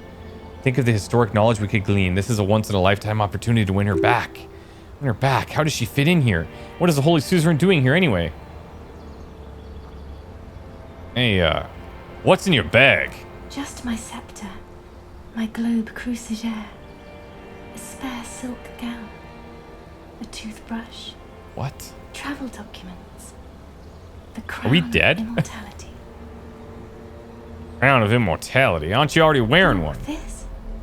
This is just a wreath. The crown of immortality is made of rarefied light, mana, and look. palladium. It was passed on to me by the rulers of late antiquity. Video store and like our memories that we've heard of. That video store has come up a lot. So this is like a reconstruction of our old memories. Looks at the suitcase, not knowing what more to say, then over to her shoulder. Where are you going? I'm going to Morova. To live there. In Grad. It's 1 million kilometers away, Harry. Might as well be another lifetime. You think you could maybe stay for a moment? We need to talk. We need to have one more massive epic showdown. No, Harry. No. I don't want a massive epic showdown. I want to go to the aerodrome. I have tickets for the 10:20 flight to Morova. So, really? Is she representing our ex-wife? We don't have anything to talk about anymore. Every combination. I guess so. Holy shit. The atoms don't form us anymore. Us, our love, our unborn daughters. I'm wondering if she's like this religious figure, right? Not her actual wife's name. It's all gone. I have to go to the aerodrome. Wow. I have to leave Reverchol and you. And unborn daughter. In hell. Forever. That's just the way it is. Oh god, whatever you do, don't try to kiss her. Yet. Not after that. You're still reeling. You'll fall over if you try now. I get the feeling you're not really Dolores Day. I don't know what you mean, Dolores Day. She looks at you quizzically. It does not seem like a mystery she wants to get into. Well, you gotta be the X something. Wasn't I Dolores Day just a second ago? Now I'm the X thing? You're confusing me. Look, I have to be at the Lausanne Aerodrome at 10:20. I still have a light rail to catch. I haven't even bought the tickets yet. We all told you. Everyone warned you. Shut up, I'm talking to her. That's the problem. Look at what's pouring out of you.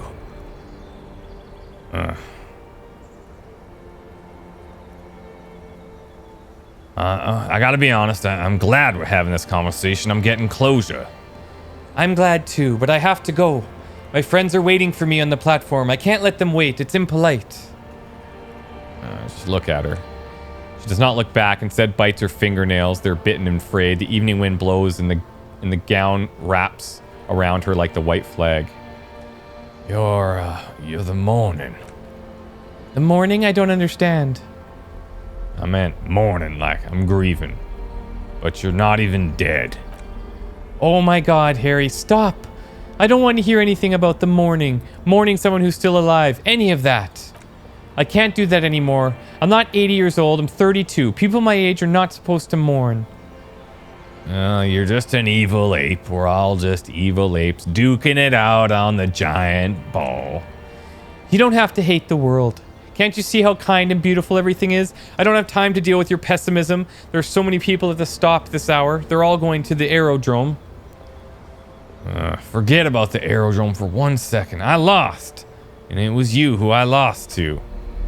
It wasn't a fight. I was never fighting you. Yeah.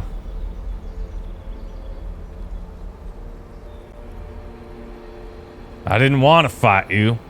You're the tiny ape I loved. Let's stop with the apes. This isn't going anywhere. You told her you loved her. She has to feel something. On second thought, you're Dolores Day, Queen Regnant of the territories of Mundi and Insulin, and nothing else. Yes, Harry, I am. Things have gotten much better for me now that I'm the ruler of the known world. Oh God, it's already so late. I have to go, Harry. Well, let's try.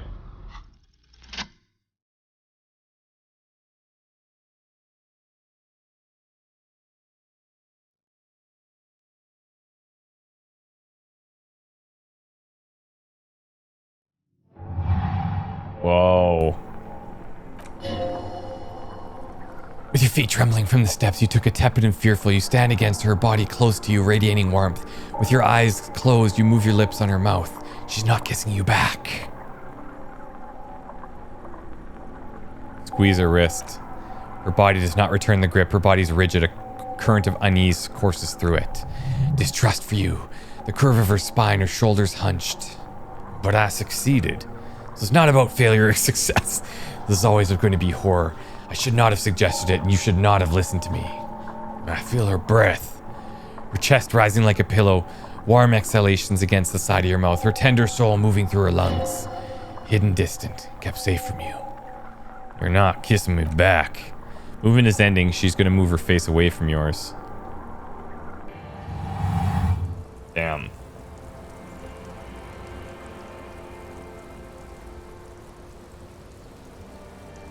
Trying hard not to look at you when she withdrew you when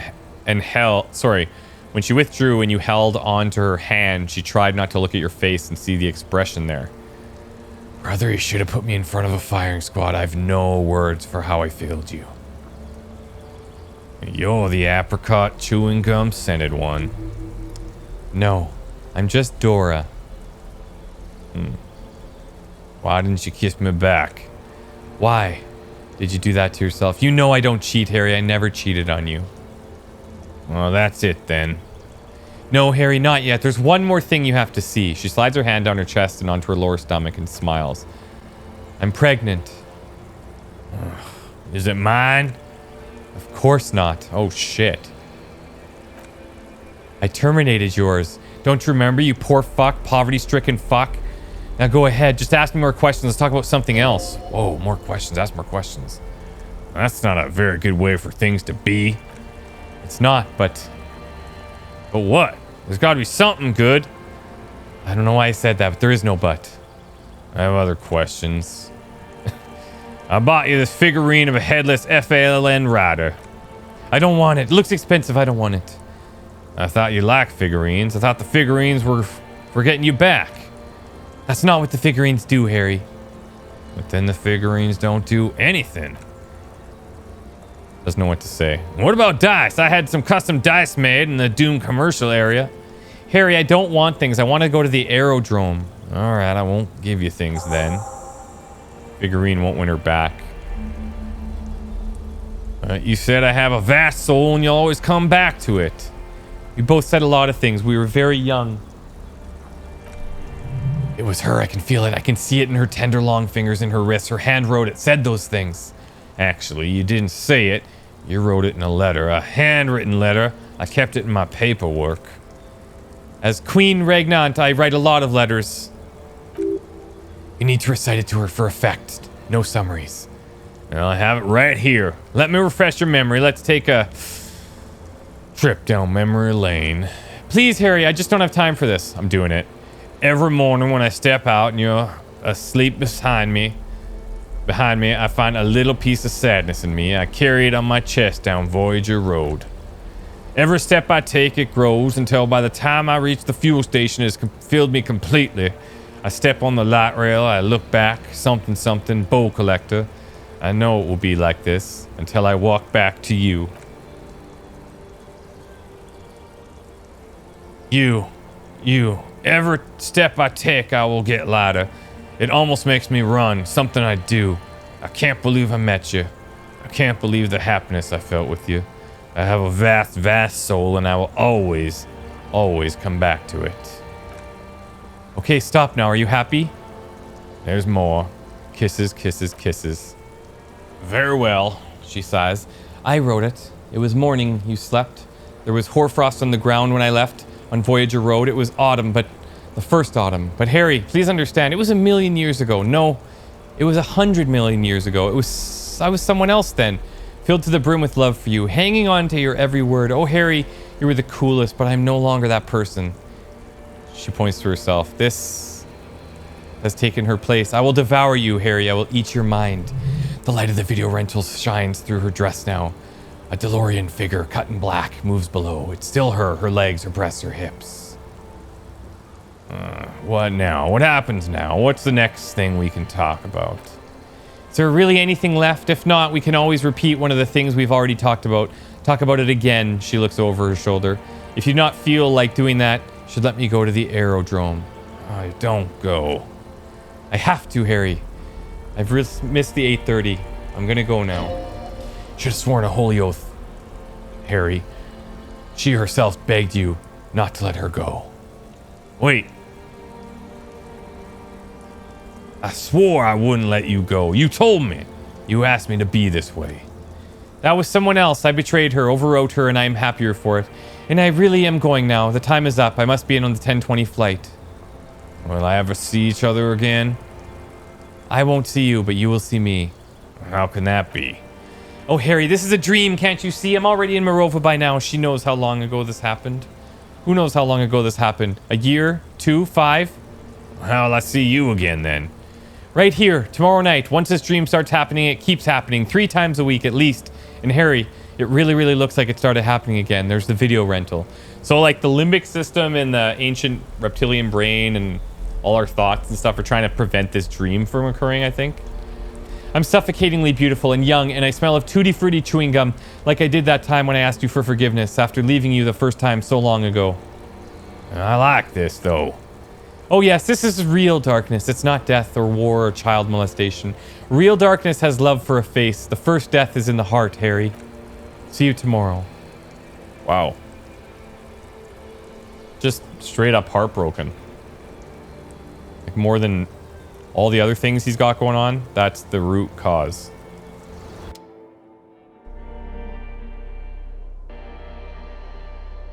Wow. That's trippy.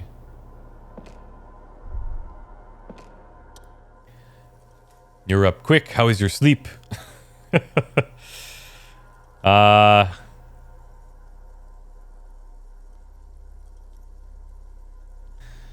Swallow the blood and conclude. Kim, let's comb the entire fucking island, centimeter by centimeter.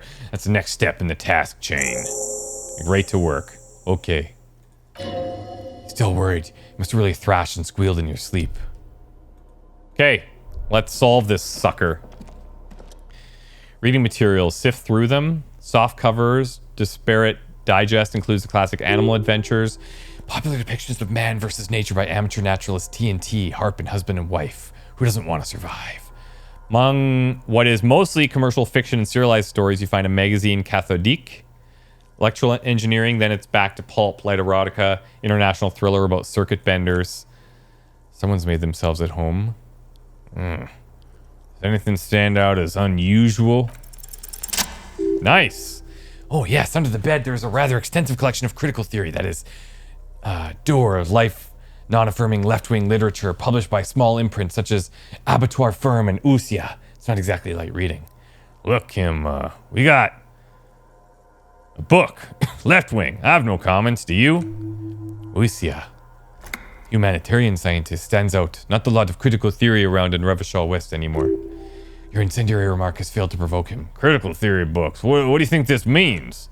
Whoever has lived here, they have some education and a certain set of interests. Interesting. Okay. Oh, this is all part of the same thing. New scarf, empathy and composure. You know what? We'll throw that on. This toy old scarf itches when wrapped around the neck. It has humanitarian aid written all over it. You know that thousands all over the Asola are suffering the same fate as you, the fate of uncontrollable army surplus scarves. All right. Look at this. The only thing we have is really a murder weapon to look for. FALN arrower shirt, hand-eye coordination. Training shirt has seen one wash too many. Retains unusual design, one sleeve short, the other long, but little of its original color. The giant F swishes across the chest, now in gray. What's this thing, dude? Microgrid generator, an old cylindrical generator is nested above the ammo lift with makeshift electrical wiring running out of its side. The cables disappear into the wall to your right. Lieutenant puts his hand on the metal barrel, checking for warmth. It's cold now, but someone has been maintaining it. The wiring has been repaired. Where do these wires lead? Downstairs somewhere. What is this for? Liquid carbon. I would imagine it takes mazout. The kind that's favored by vagrants, the fuel thieves. It has been a long winter, long and cold. Didn't we smell mazout when we came here? If anyone stayed here, they need a generator. Let's tap on it. Hollow ring. Canister's empty. What does this mean, a generator here? I don't know. I'm not a philosopher. It's the idea of a joke. Well, I am, and the generator proves the universe is material. Nods approvingly. I meant, why is it here? Someone with basic electrical skills has restored it in order to keep the room warm. Maybe it's the fire guy. Yeah, the fire guy.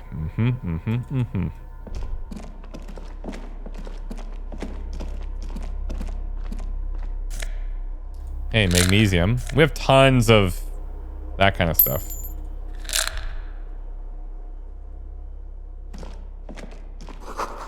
Great blast door must weigh over 10 tons and rust peels off it. We can check this panel now. Hatch is jammed shut. Water rushes below, far down below. Coming up with this step. Nice.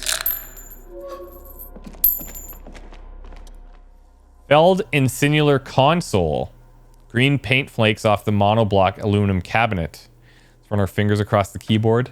Keys rattle like teeth. Keyboard hasn't been functional in decades. What's this then? The console of an antique computation device. The generator upstairs with wires coming up. They terminate here. What does the console do?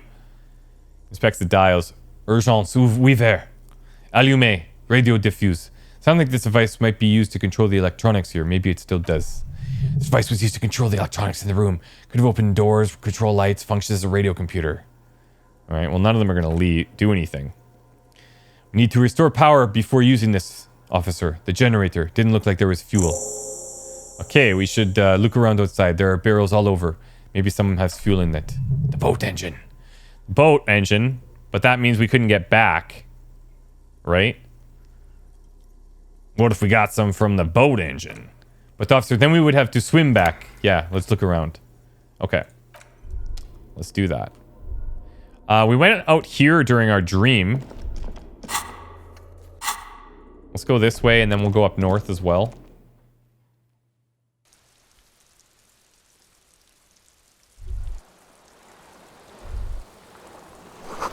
Firing slit.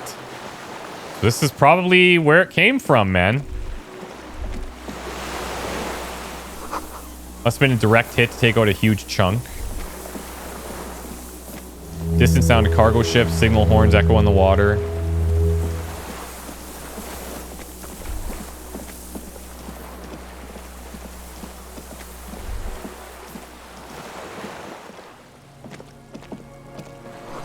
Inside of the fortress, make out the console and the blast door.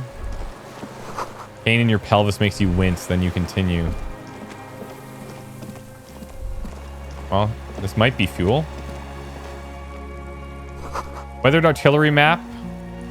And an old medicine cabinet, newly stocked with Dramamine. Nice.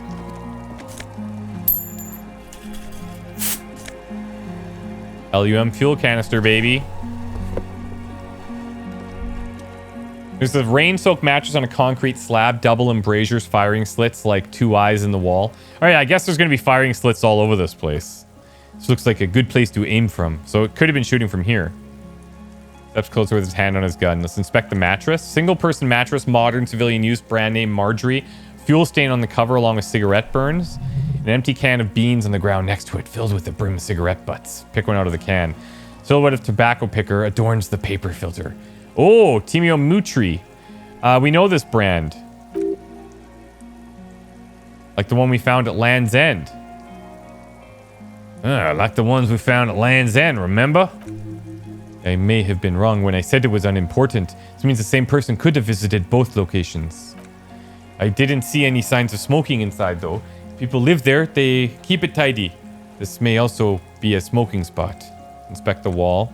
Firing slit in the wall in front of you, like a little window. Let's touch the concrete. Quite old and grimy from years without cleaning. Look through the hole in the concrete. This mattress screeches as you lean on the mattress and you crane your neck to look out. Trepidation, a tingling feeling in your stomach. Whoa. Hello. Small piece of Martinez coastline opens up in the square in front of you, like a tiny landscape painting, 1 kilometer across the water. The ruins look familiar. On the left, a towering skyscraper, its top floor shaved off by artillery fire, Capeside Apartments, Rue de Saint-Ghislain 33A and 33B, and on the right, the red chimney and collapsed back of the 4-story tenement in front of the Whirlingen Regs, Rue Saint-Ghislain 10, Doom Commercial District. And between the two, box-shaped silhouette in the Whirlingen Regs. You see a small fleck of white on the rooftop, the upstairs window, from Klaasje's room in the snow, reflecting light. Motherfucker. What does this mean? Do you have line of sight through the window? More than that. Kim, with a pair of binoculars, I'd be able to see inside the room. A pair of binoculars or a scope of a rifle. You'd be prone lying on the mattress, barrel resting on the embrasure. Wow. He pats you on the back, 3 small pats in a row. I think we have it. The origin of the shot. This is a sniper's nest. Affirmative. Well, finally. Why didn't we come here before? Why? We don't go everywhere in a 1,000-meter radius of a crime scene. That's not procedure. 6 people are dead, Kim. Don't beat yourself up, officer. We did not put guns in their hands or get them drunk. Lieutenant pauses. Regret comes over him. We will make up for it here, I feel it. Could the shooter still be here, Kim? Where? On this island. He does not answer, just nods with his back hunched. He looks around once more and says, we should move now. Holy crap.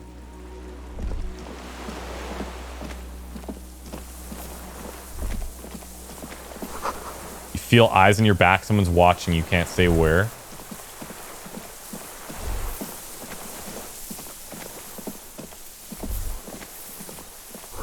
Winch is broken. Rust has eaten what remains. The depot that supplied this chain is long gone. Won't be walking on water here, I don't think. Oh, what's this? Strange feeling looking at the water. Maybe you should just wander off into the sea, leaving it all and walk in. Raise your sight. In the snowing mirror of the bay, you see Martinez reflected. Tall edifices of ruins reach into the water like shimmering towers, and the shacks too. Pine trees and motor lorries upside down. Islets and posts like stepping stones lead into the water in front of you. Wow. Perhaps there's someone there under the water waiting for you. Where it's always been. Smelling of tutti frutti and betrayal. No. We get it. Thoughts. We get it. Be gone. Get it? LUM has faded on the side of the fuel canister.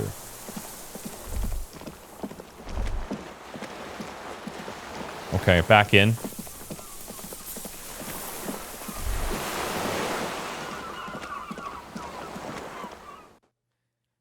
We'll see if I should actually check to see if it even shows whether there's fuel in here. Yeah, still some fuel. Okay, excellent.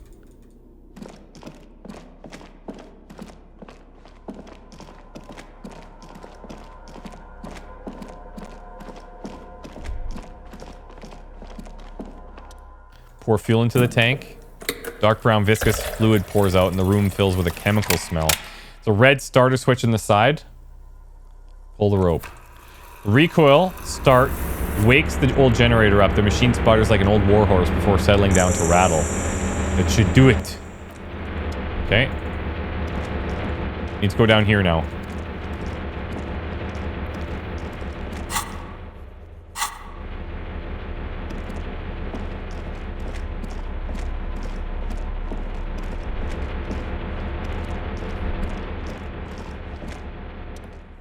Dim golden glow animates the console, faint like a ghost light.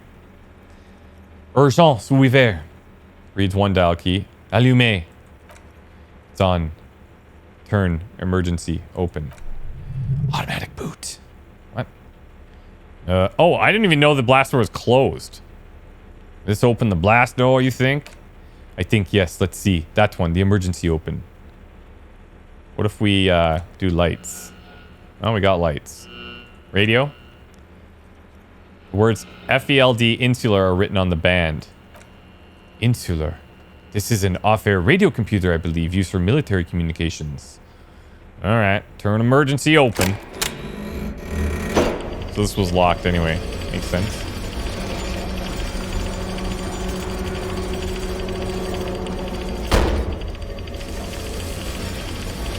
Oh boy.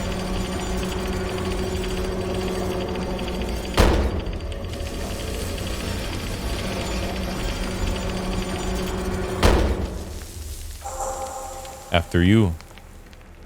Hey, before, outside there, when we were walking across the sand, I felt like someone was watching me.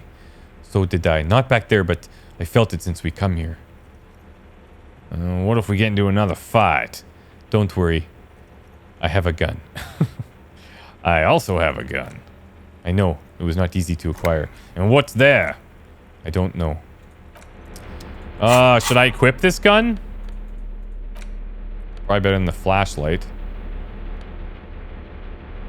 Times are most dire.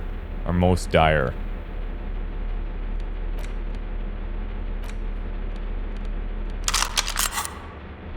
Alright.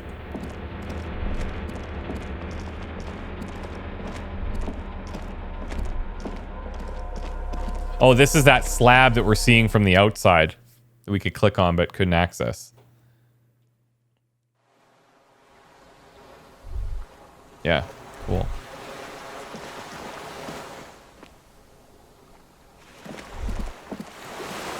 What is this? Rubber dinghy deflated and broken. Small white flowers blossom all around you. Oh, I wonder if these are the same flowers. Holy shit. He's got a gun. Air smells sweet and scary somehow. Yeah, I'd say so.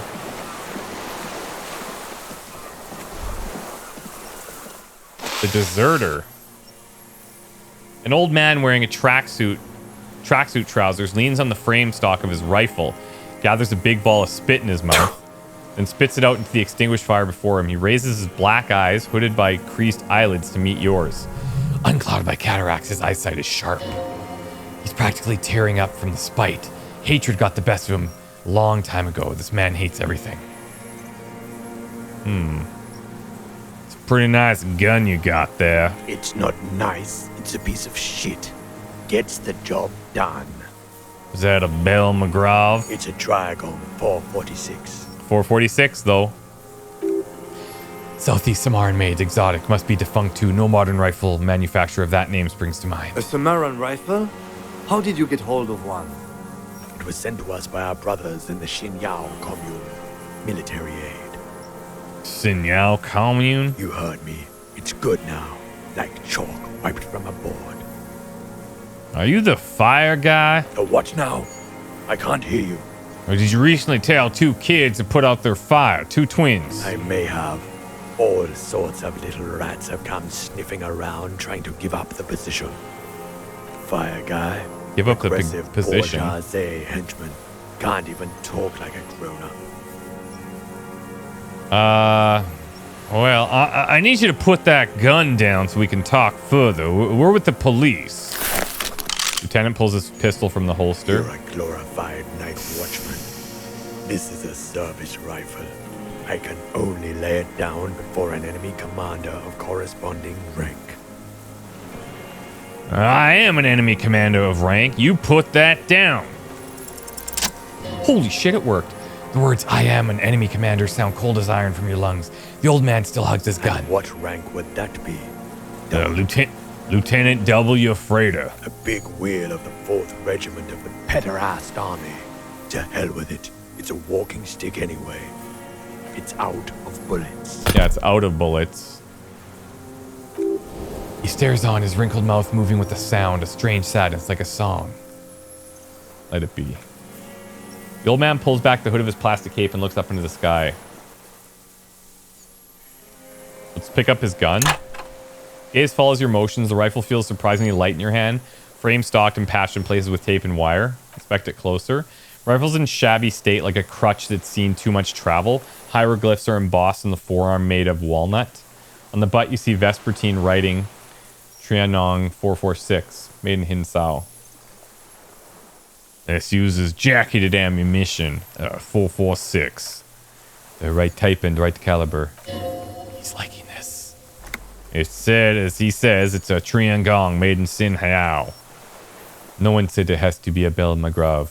We were just guessing. True. From ballistics, it could have easily been a Trianong too. Yep. Doesn't matter if it was made in Shanti Shanti. All it has to do is use jacketed ammunition, and it does. Stow the gun. Old man keeps following your motions with his gaze. His left arm twitches suddenly. This looked very much like the murder weapon. It has been used against him to get a confession in time. Those words the future teaches you. Real music, real protocol, he nods. That's la revolution, not your rock and roll misanthropy. Shazam de solat. The blacks and whites. You need to address that remark. I'm not a shit-licking bougie dog. I'm a half-dead police officer who's just doing his job. The job of a bougie dog. Understood. You don't understand anything. Who are you? My name is Josef Lilianovich Dros, political commissar of the 114th Anti-Aircraft Division of the 4th Army of the Commune of Revachol. I am a deserter, a partisan, and a prisoner of war. This is my termless surrender. His eyes turn to the reeds again, dull. Dead and dull. There, behind him across the Delta, the Intercom building, Coalition Government and Still Indian Mission Control. The Commune of Revachol. Do you mean the ICM? You're a holdover from the Insulindian Citizens Militia, an army of the Revolution. I was recruited in Jamrock in 07, trained in the École de Contrôle Aérien, and consigned to emergency defense duties in 08. I left my unit on the eve of the landing. When I returned here on May 14th, the commune had fallen, still armed and ideologically trained. I wrote a criticism of myself and resumed partisan duties. 52, I'm going to say this 43. Wait, you've been on this island for 40? Wait. Yeah, 43 years? No. I've been on other islands too. I was on Resurrection until they turned it into a spa in 18. Then I was on E48, a nameless sound, until the sea washed over it. Then I came back here. That was 22 years ago. So you said you deserted your unit. I was just 16 years old, 15 when I volunteered. I had a lapse of faith and courage too. Lapse of faith? You could say I misunderstood the historical role of the proletariat and thought Mazovian socioeconomics were fallible. For a second, I doubted the irreducible laws of historic materialism.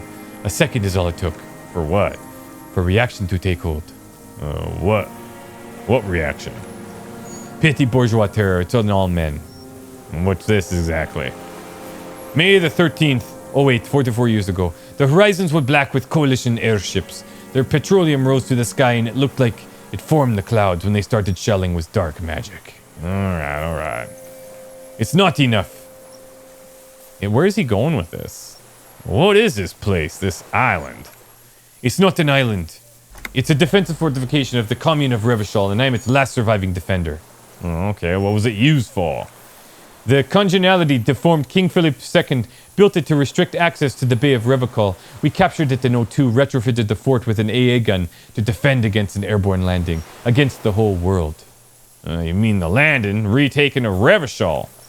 Coalition military called it Operation Deathblow. I later found out on the radio they called it Deathblow. You're one of them. Tell me, who speaks like that? We had 50 million people on Caillou alone. Listen. We're someone who's come to end this madness. Iblis.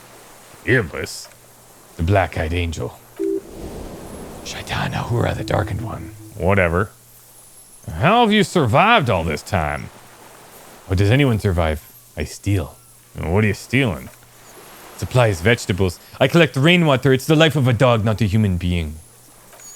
How is your health, Mr. Dross? I've been throwing up blood since winter, red like beetroot, been passing it in stool too. He does seem frail, gaunt for his age, more like 75 than 65. Trouble putting on weight could mean cancer. The RCM can provide medical services. You need to be looked over. I need to die. I don't have medical facilities. You have guns. That's all they gave you. Toy guns. Oh, we have Dramamine and other opioid-based painkillers. You must be in pain. A light goes on. I have been running out of that stuff. How have you coped mentally? I haven't. I have holes in my brain. Years missing. Others filled with only pain. A decade of... I don't even know what. Inferno? I get that. I have holes in my brain too. No wonder. All your minds are rotting from the radio waves. I watch the traitors of the city turn the lights back on more and more each year. Ruined, glittering in the dark like a fucking merry-go-round. It's disgusting. Are they not heartbroken? How could they have moved on? How have you concealed yourself all these years? It was hard in the tens. They didn't have partisan training. They were searching for stragglers, the bloodhounds, floodlights on the water at night. There were posters, campaigns. We communards still hoped, and they needed to snuff out the hope out. The East capitulated, Martinez and Coal City were turned to dust. But Jamrock, Faubourg, even Coron, the Boogie Street, of course, those fucking kips at Mezov, coursing through their veins. And others too, some cordons of Revachol were still fighting. There are cells, I tried to contact them, soon they all went silent. The frequency's dead. How'd you manage to get between here and the mainland? At night, I used the dinghy. I only went after dark then. When I got to the city, I stayed underground. Patrols, you know. Patrols, just the lot. The commons too. They'd start snitching. In the city, you move underground? Not from bunker to bunker, not anymore. No one cares now. I don't even have to hide. They think I'm some antisocial vagrant. I could walk straight into town if I wanted. I just... Well, why don't you just walk there? I don't want to. They're traitors, pigs, rabbits, all men. Men with ideals. Without ideals are only animals. Does not want to see life moving on. People forgetting, drinking, laughing. There's a weapons cache under St. Lane 22B in the basement. Have you been there? So you finally found it. There must have been a small squadron worth of arms in there. Belgravs, right? Yeah, there were. They were damaged. I know. So you've been there. Sleeping. Some nights, ammo scrounging on others. These Magravs were shit even before they corroded. Some had bullets in the chamber, however. You feel the dots connecting, little dots on the map he's walked across. Yeah, and there's a small bunker under the Fell building. You stay there too, I bet. The propaganda bunker. I used to, but not anymore. So all these little, like, random beds and bunkers we found, he's been in all of them. Propaganda bunker?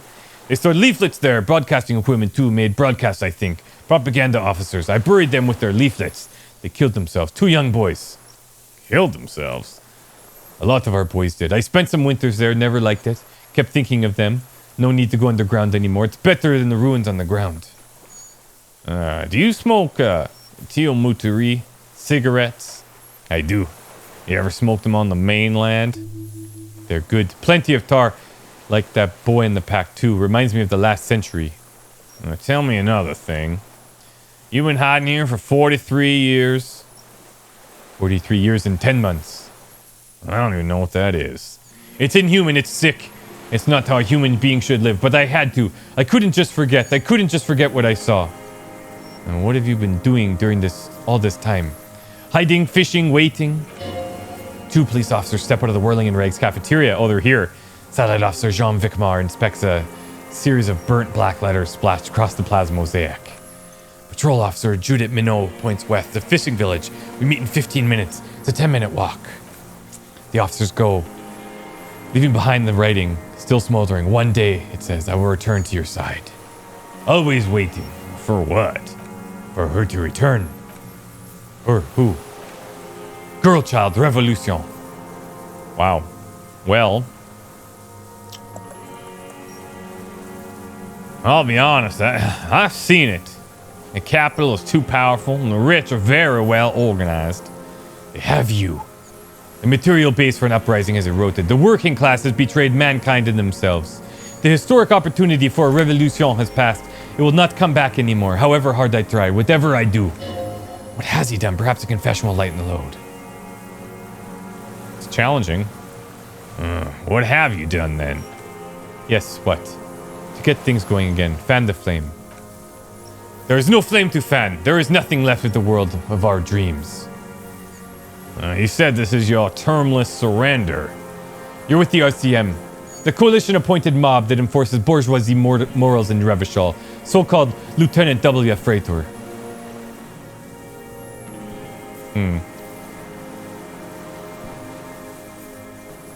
Well, we're not coalition-appointed. We're just trying to help people. Stares at you coldly. You're the RCM. You represent the Moralists International, the enemies of humanity who took the city. I represent their adversary, the Parti Communiste dus Insolent. Take me to them as a prisoner of war. I have relinquished my weapon. I can no longer serve. My superiors can relieve me of my duty. You bulldoze them all to a mass grave for trying to free humanity. His hand shakes and he breaks into a coughing fit. A spray of blood from his mouth in the black charcoal of the fire pit. You're a communist soldier from the communist army? No, I am not a soldier. I'm an ideological officer. I belong to the party, not the army. Alright then. I have another serious question for you. What have you been using this gun for? I've used it for killing people. Killing people? It's a gun. That's what they're for. You want a moralist euphemism? Defending your family and your property? I haven't done that. I used it to kill people. Interesting. During or after the war? There is no after the war. Class war is never over. So he's continued killing after hostilities ended. Okay. Going straight, no euphemisms. He doesn't like those. Don't mess this up. Remember, he wants to tell you. Get personal. Listen. Did you use that gun to shoot and kill a colonel of the security contractor, Kortenaer? The who now? He heard you. He just wants to hear you say it again. This is dramatic flair. Right choice. We're in. Do it. The corpse in ceramic armor, hanging behind the whirling in rags. Did you shoot him? Oh yes, that one. Ugly piece of work, that boy. Did you kill him? I'm the son of a welder and an officer of the commune of Revachol. I do not collaborate with murderers and pederasts of the liberal regime. A drop of blood and saliva. Exhaust him with proof. Pile it all on him. Get a confession. Scent of blood in the air, but what else? Or something you can't remember. Something about those tracks. Suddenly all those tracks are so confusing. Go with something else first.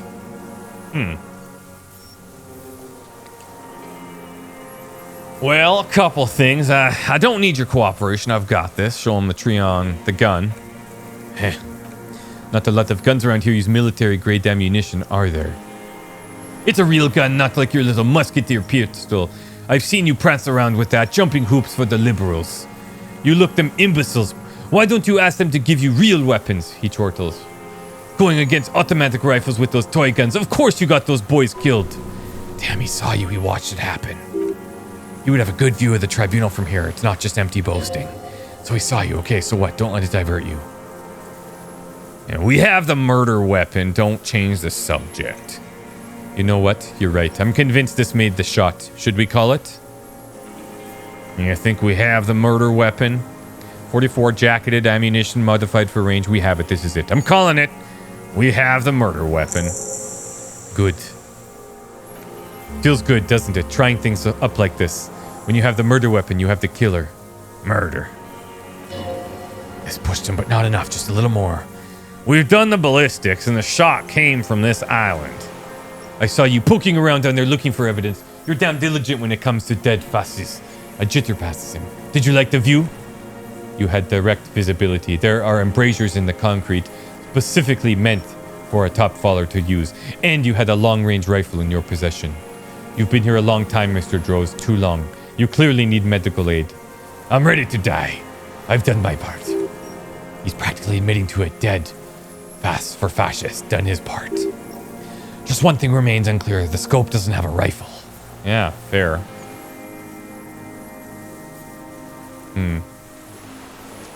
One thing, where's the scope? How'd you make the shot without the scope? We got everything else. Forget about your stupid fucking scope. I don't know where it is. Find it yourself. It's your problem now. He lost it. Just know where it is. Forget it. Push on. So, you said fasces, you're admitting to killing them. You're sad for your fascist brother, aren't you? One twig got broken, now the others are sad. Almost. It's almost bursting out. Come on, what am I forgetting? Wait, here it comes, the goddamn Maybells. The Maybells on Klaasje's roof. Yeah, because he's got those here, I think, right? Oh, yes. There were Maybells in the grass when you got here. They're revolutionary symbols from the war. Nowhere else, nowhere in all of Martinez have you seen them this spring. Wait, don't forget the footprints. Diagonal footprints in the dust in the secret space behind the room. Now they're gonna come up. Oh yes, of course. Thank you, Head. Thank you. You got it. Remember, the boot prints were like no modern soul. Yeah, there were Maybells behind the victim's window. Damn Maybells. The whole island is turning white with them. Seems tender suddenly, nostalgic even. So many this year too. The spring is coming. It's already here. Wash away the filth. A young woman called Klaasje ringing the bells. Those dried flowers were behind her window. Klaasje. He knows her, but hadn't heard the name. Yeah, Klaasje, you hadn't heard of her name, had you? My ears don't reach the city. You know her, right? She had intimate relations with the victim, the mercenary. With the victim. Don't leave any loose ends. Get him on everything. Hey, I wonder what brand of boots you're wearing. Everything is brands with you individualists. Who cares what brand my shoes are? Sansa. He looked at them. Some shit. Show me the soles, Mr. Dross. Fucking imbecile. A black and white spiral pattern covers the sole of the worn out old running shoes on his feet. Maker Sansarique. Models Courbet in the size is 43. These are not the unusual horizontal patterns you saw in the dust in the hole of the hidden room. They do, however, seem about the same size. Size fits, but not the sole.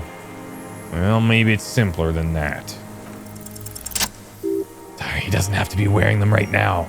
People change shoes. It doesn't mean you weren't there near the room the victim died in, sneaking around. Wrecking those brains, are you? Desperate to report something back to your masters? They must have really loved that dead fuck. Lieutenant gives you a quick sideways glance and nods to acknowledge. The prints were his. You can see it in his eyes. He can't keep them from flickering, looking for something. The old man stares at his own prints in the ash around the fire. Suddenly, some strange process within him. A gush of wind, seagulls in the distance. He jerks to life. You know who he was. You know who he was. A coalition-trained murderer, armored and armed. He wasn't human. The blunt of a hammer, dripping with blood. Well, he was a soldier, too. He was a man. Beating us to the ground, moaning with joy. You hounds get so thorough when a company-trained killer dies. I haven't seen you on this coast for 40 years, you know? Maybe I should have killed one sooner. Got your attention now. You stopped beating druggies and prostitutes in your basement. Now you come to investigate. Not when they die by the hundreds. This is it. Shot him, shot him. Say shot him. Shot killed him. Well, so you shot him then. Oh, the humanity. One paramilitary less than Revachol. His fist began to tremble from the anger. Lieutenant raises his right arm to hush you. Hush, he does not need to be pushed anymore. The ball is rolling. Just hold your breath. I had them in my sights, both of them. Him and the whore.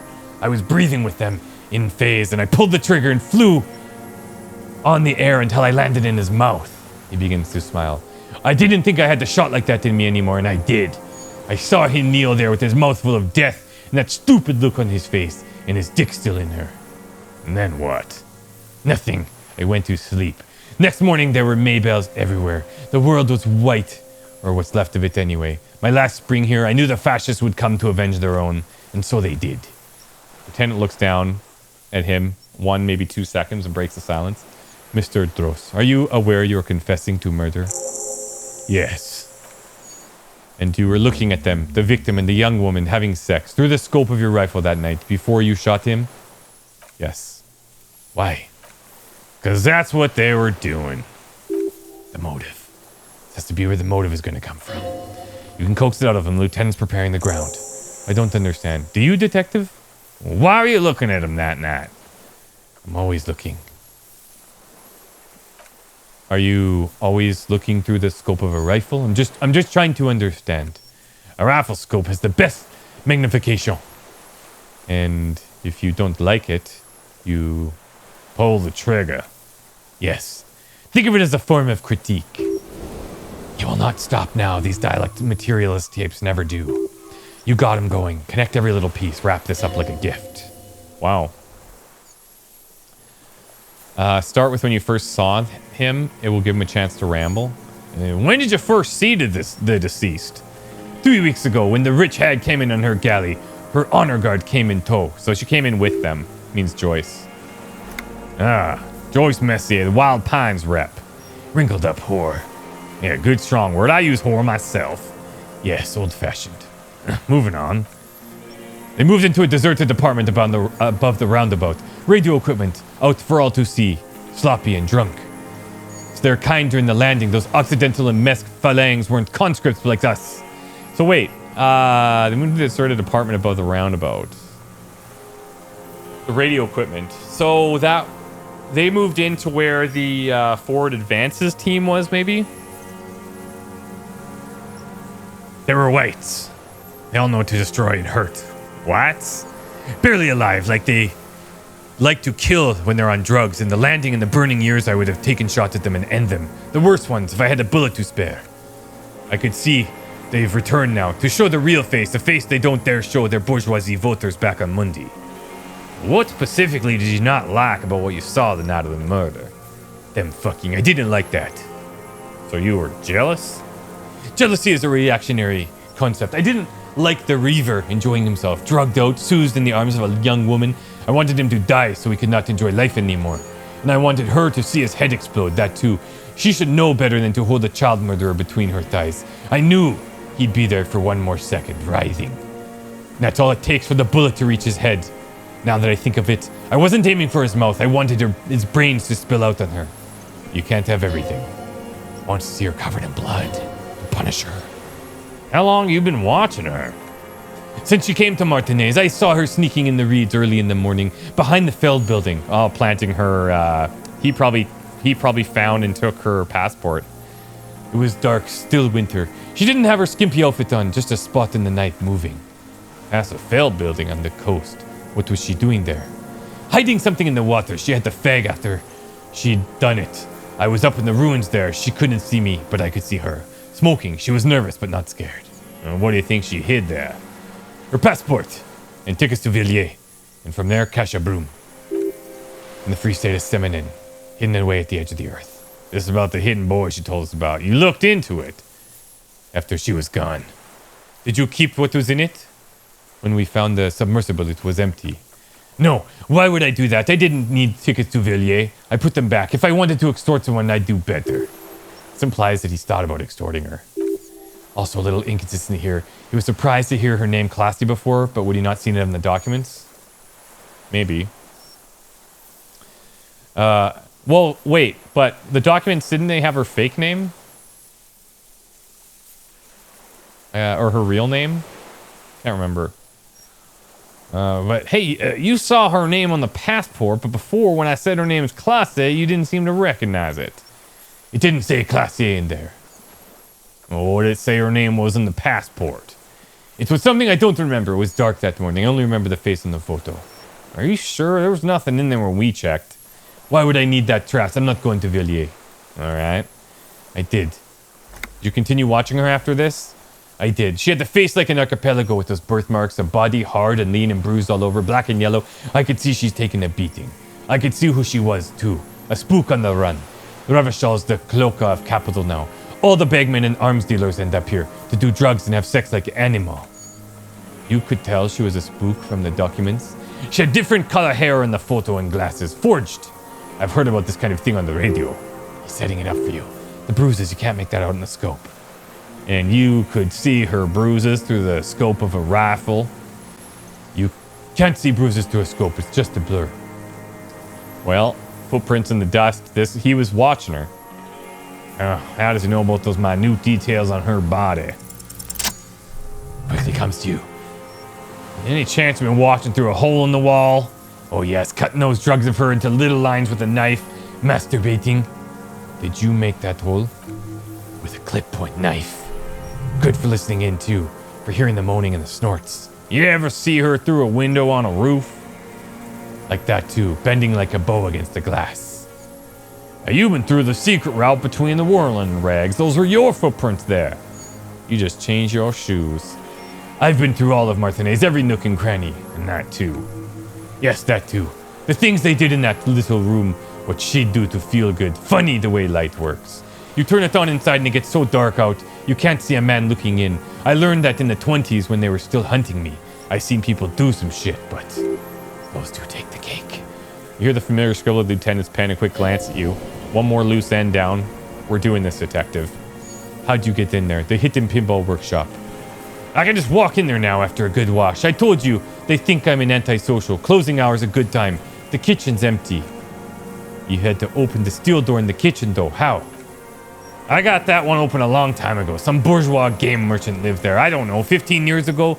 He left spare keys all over and I took one. Then I saw her turn on the light on one night to my scope. Points to the whirling in rags. And he found use for it, a spare key like the one hanging behind the union box. Yep. And you wanted to punish her, so you killed him. She practically breastfed that man. You wouldn't believe the things she let him do to her. And stare at them too in your mind. Her innocence die. Still turns to leave. Airport bag in hand, silk flowing. Wait. The dream. See you tomorrow, Harry. Her voice rings in the evening air. Listen. I'm not like that. I don't think like that. No one gives a shit what you think. You and your cronies kill 10 working class men a day. I've heard the statistics on Channel 8.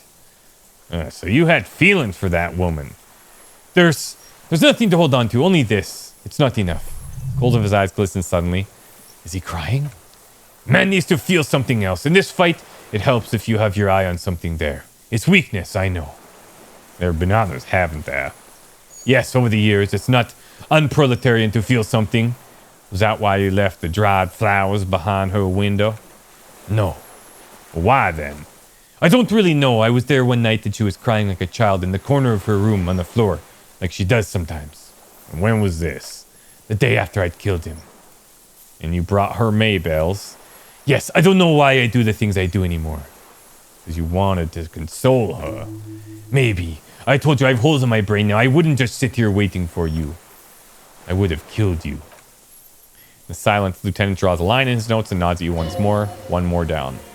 So in conclusion, it wasn't about him, it was about her. Her. There's a twitch in the corner of his eye. You hear a low frequency hiss, barely, beneath the audible spectrum, then it's gone. Lieutenant nods in acknowledgement. That's it, motive. We have it. Where is she, that Klaasje? I haven't seen her for 4 days. For days. Well, she got away and she let us here first. Figured out someone was watching her from the C4. God, I knew it.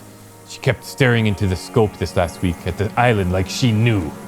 She'd look at night crying or smoking on the roof, staring right into me. Doesn't matter.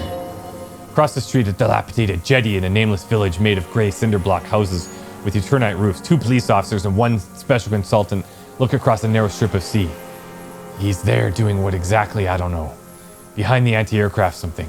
That's why we can't see him. Okay, so they're getting here, the cops. Special consultant Heidelstein is optimistic. We'll see the boat when it comes.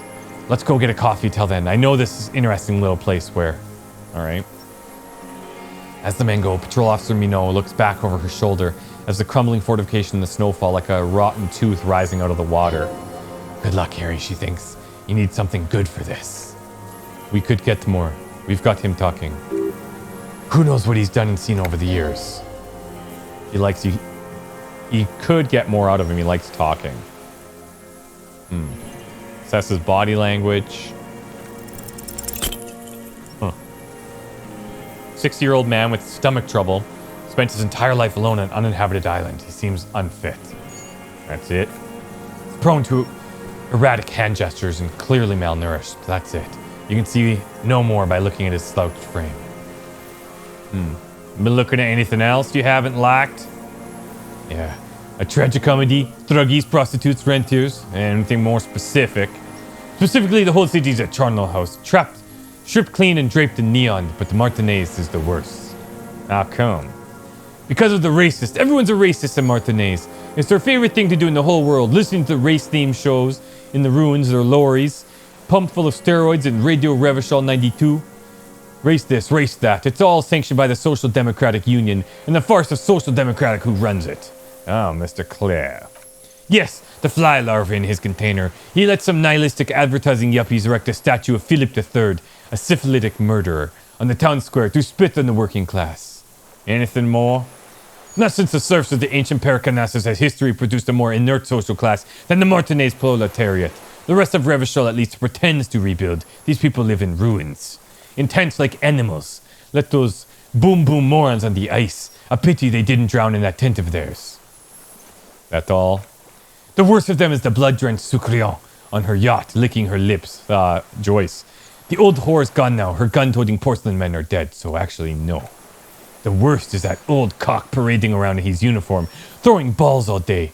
It's not enough that the racists and liberals are dancing on our graves. The old loyalist ghouls still parade in the ruins, too.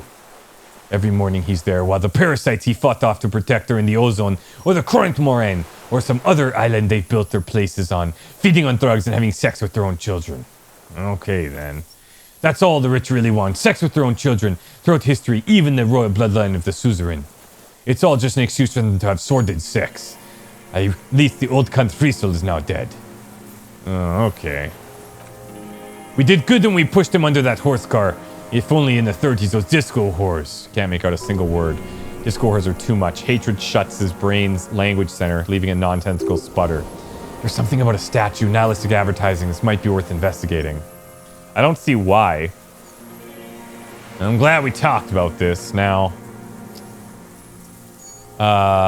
Josef Lilianovich Dros, you're under arrest for the murder of Alice Kortenaer. What? But you said they wouldn't be taken to the... Your wayfarer rights have been suspended. Information provided to the officers on scene will be used against you by the persecution. You will be given legal counsel within 1 week and must face court in 44 days. Do you understand? Do you understand? Huh? Do you understand, sir? Do you understand, sir? No, I don't want to. I have to stay here. He's sweating. Beads are forming on his forehead. Your confirmation is not required, sir. Now, on the boat. Oh, really high perception. What? What? Double ones? What? That was going to be good. Legendary. You thought you heard something, but it's just the reeds? Wonder if someone's out here listening. Or maybe it's that secret creature. Frick! Maybe we could all fit in there. We could all fit in the little boat? Actually, no. Does it have room for 3? Not really. We could escort him to the pier, then either one of us can take him inland while the other stays here, but then who watches him while you're coming back? Yeah, well, who watches him while I come back for you? You come back for me? How about I go and send a boat back for you? What is this farce? This is a fucking farce. I can't... Lillian, maybe you could ask her. Maybe I can just ask the net picker to watch him. This is no harmless old man. This fucking world. This world, what is this? No, listen. Listen now. You can take him to the precinct and I stay here. Or I could... Once I've taken him to the precinct. Nah. You could come back for me once you've taken him to the precinct. No. It would take a whole day on the island. You go and transport. I'll be here. I can escort him to the pier with you. No need to be polite. I can do it. This world. What are you talking about? Is this us? The wind is cold from the east. Your skin is crawling suddenly. What is happening?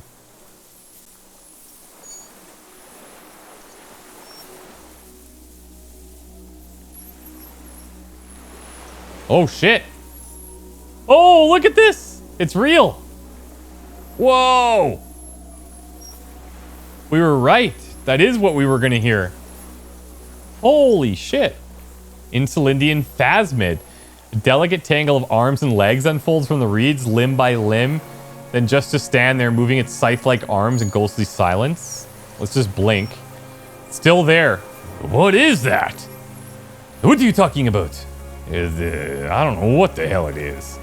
There's nothing there. The stick insect is over 3 meters tall. It looks straight at you with its tiny pinprick eyes and its grotesquely small head. You feel your legs shaking under you and your gun hand raise instinctively. There it is! I see it. Tell me what you see, damn it. I can't make out one small thing in the reeds. Kim, can you see it? I can see it. 4 simple words. Thank God. If you can see it, then you're not insane. That means it's really there, spinning slowly in absolute silence, its limbs long and slender. Be very, very careful. Cool. It's clear like the hard stuff, brother. We don't have time for this. What is the hard stuff? Fascism, brother. Okay, stomach. I made up my mind about fascism. You're going to keep your vows, right? Keep your vows, brother. I'm not gonna be played by an upset stomach. There's a slow, painful growl somewhere in your intestines, knocking on your alcohol-engorged liver. It's one of betrayal and disappointment. Holy smokes, that's so wild. Creature stands on stilt-like legs, antenna hanging from its head like a woman's hair. White and curled at the tips, it's more than 5 steps away from you. Segmented antenna move with apprehension, searching for something that's not there. Reed-like tufts. Look at this. What? Reed-like tufts stick out of its joints. As the insect moves its forearms, it produces a faint hiss, like a reel-to-reel machine spinning after the tape breaks. This is the Insilindian phasmid, Kim. It is. Shimmering of his jacket unzipping slowly. The man holds a piece of milled aluminum. He begins to open it. It's a camera. Are you sure you're not going to scare it off, Kim? We need a photo. No one will believe us.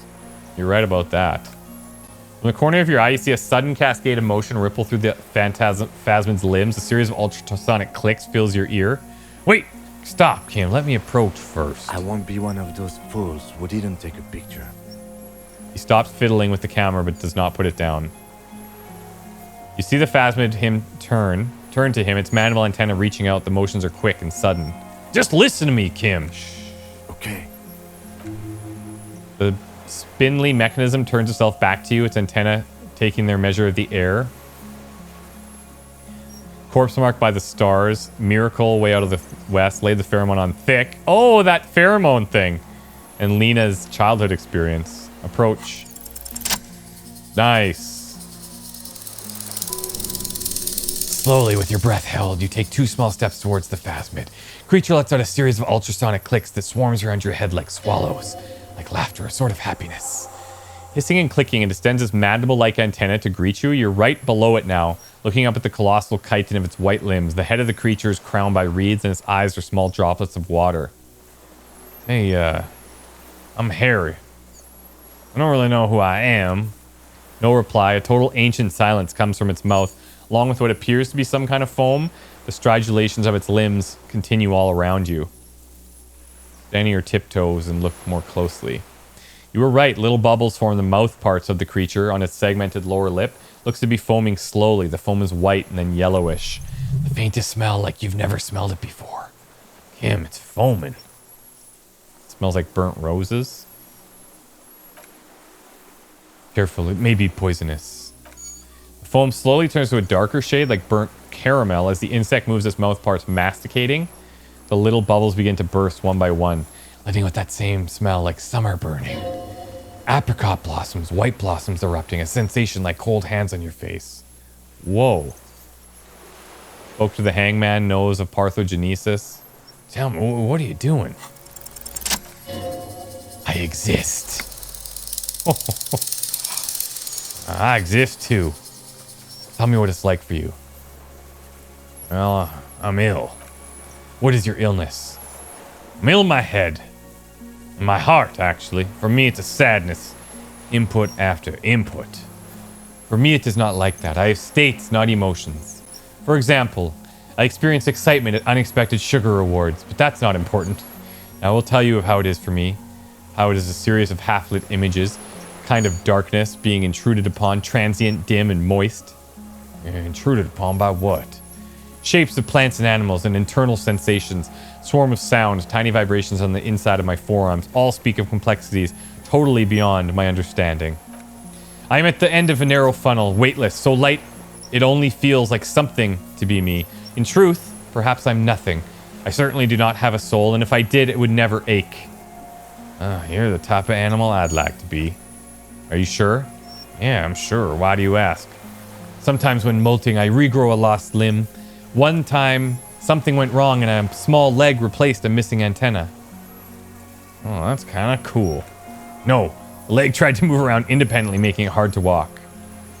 You don't have a foot there now. Yes, thankfully someone ate it. The next time I grew an antenna again. Well, I'm a detective. So am I. I was born to detect sucrose rewards and semiochemicals. What were you born to detect? Well, right now, kind of feels like I was born to detect you. Yes, no one detected me for such a long, long time, for thousands of years. I dithered out of sight, draped myself in greenery. I think this might be my masterpiece. No one believed I exist. Almost no one, until you came, detective. Dripping of blood that smells like strawberries across the calm sea. The first in 1,000 years. Well, is this a dream? What is happening? No, you were awake. I'm real. Light is forming me. This is real. Where does this all come from? All of this. The world. Not even the birds know that. Not even the water lilies. Well, all we can do is beat our fists again, day after day with no answer. You can always eat it. If it's a leaf, you can put it in your mouth. Yum yum. Or a reed. What exactly are you? I am an unknown species of the order Phantasmodea, endemic to the Insulindian Isola. For the last 350 years, I've hidden in plain sight, masquerading as the reeds, molding, cloning myself, unfolding at night to play with trash bins and buoys. I went unnoticed by the first settlers and the land surveyors of the suzerain, also by the soldiers of the revolution and the officials of the occupation. Even the Seminoles Islanders who first came here, but did not stay, have not seen me. I have stayed hidden through 4 forms of government and 2 scientific revolutions, till I was accidentally discovered by a detective in the Citizens Militia in Revachol district of Martinez, March 51. Are you the miracle? No, you're the miracle. How? The moral of our encounter is, I'm an relatively median life form, while you're an extreme, all-engulfing madness. Volatile simian nervous system, ominously new to the planet. The Pale, too, came with you. No one remembers it before you. The Synadrians do not. The radially symmetrics do not. There's an almost unanimous agreement between the birds and the plants that you are going to destroy us all. Well, what's the human... Wait, the Pale is human-made? It's a nervous shadow cast into the world by you, eating away at reality, a great unnatural territory. Its advent coincides with the arrival of the humankind. I don't have that kind of power. You're a violent and irrepressible miracle. The vacuum of cosmos and the stars burning in it are afraid of you. Given enough time, you would wipe us all out and replace us with nothing, just by accident. How? We suspect it will be something like the oxygen holocaust that wiped out anaerobic life 2.6 billion years ago, when organisms first started breathing. Only much worse. Instead of air, you exhale thoughts. There are no trees that eat thoughts. Worse, how? Everything your eyes touch goes back there, behind the nerve mirror. What if you blink? Are we still here? Please don't blink. What if you misplace us all one day, or just forget? Well, I've already forgotten the whole world once when I drank too much. So it's already happening. Soon one of you will close your eyes and open them to see that none of this ever existed. Kim, am I having like a violent epileptic seizure, or... It doesn't look like that, no. What does it look like? You're just staring at it. I think I'm having a vision about the final fate of mankind. Okay, is this somehow related to the case? Well, the case seems kind of meaningless compared to this. I've totally transcended the case, Kim. I think we should take the picture. I have to say goodbye now. I have no more thoughts. That was all. No, there is one more. Huh. Well, I will say, of all the creatures I've met, you are the most beautiful. Thank you. I also have one thing to say to you. That woman, turn from the ruin. Turn and go forward. Do it for the working class. What woman? You cannot lie to me. Behind you it smells of fire, so awfully far for you are prepared to go to her presence. End it. Listen, I'll try. She was middle class. It doesn't take a 3-meter stick insect to tell you that. Raise my hand slowly. The insect stops its stridulation below its crown of reeds. Little pinpricked eyes detect motion. The world stands still. Suddenly silence. Other hand too. As you do, the invertebrate comes to life, its limbs moving independent of each other as if each has a mind of its own. They're like white.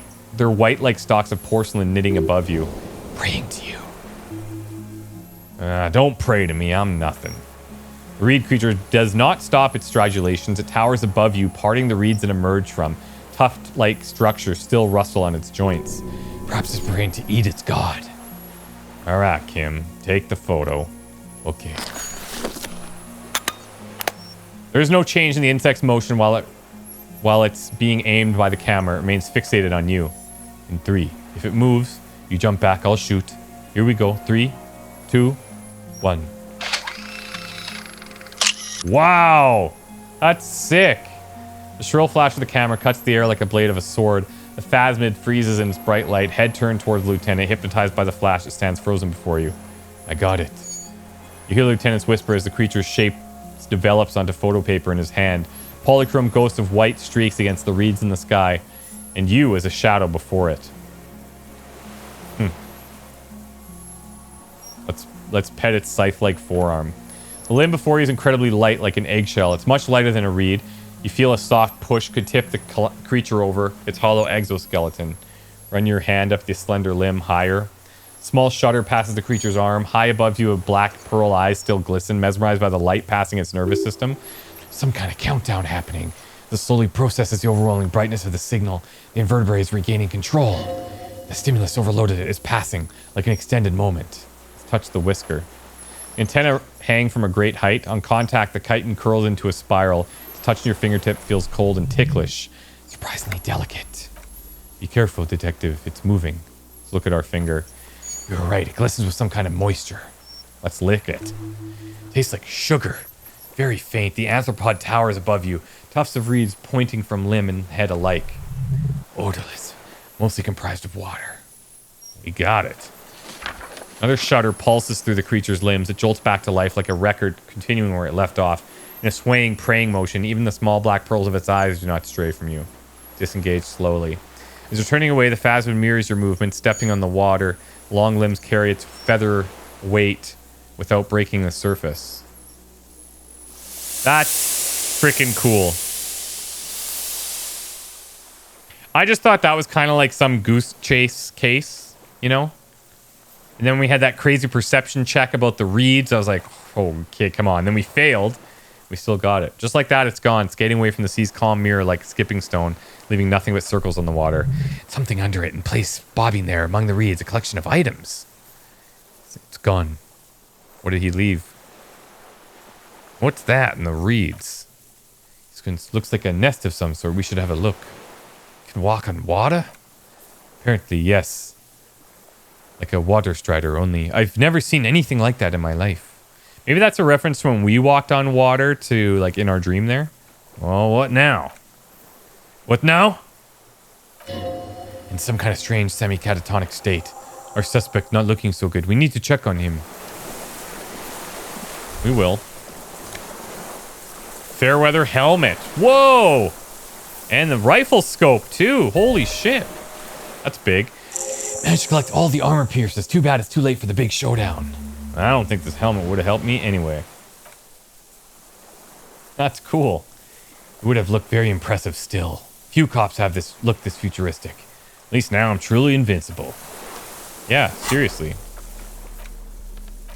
Monstrous bug-eyed looking ceramic helmet was in the phasmid's nest. Still some reeds sticking out of it. And it smells of seawater. Putting it on feels scary. This is the one that the sniper dude was wearing. Let's wear all of it. There we go. Gloves, boots, shirt, or top, or whatever. Cuirass, and then the helmet. And the scope that we saw. This is the gun that the guy dropped. Wait a sec.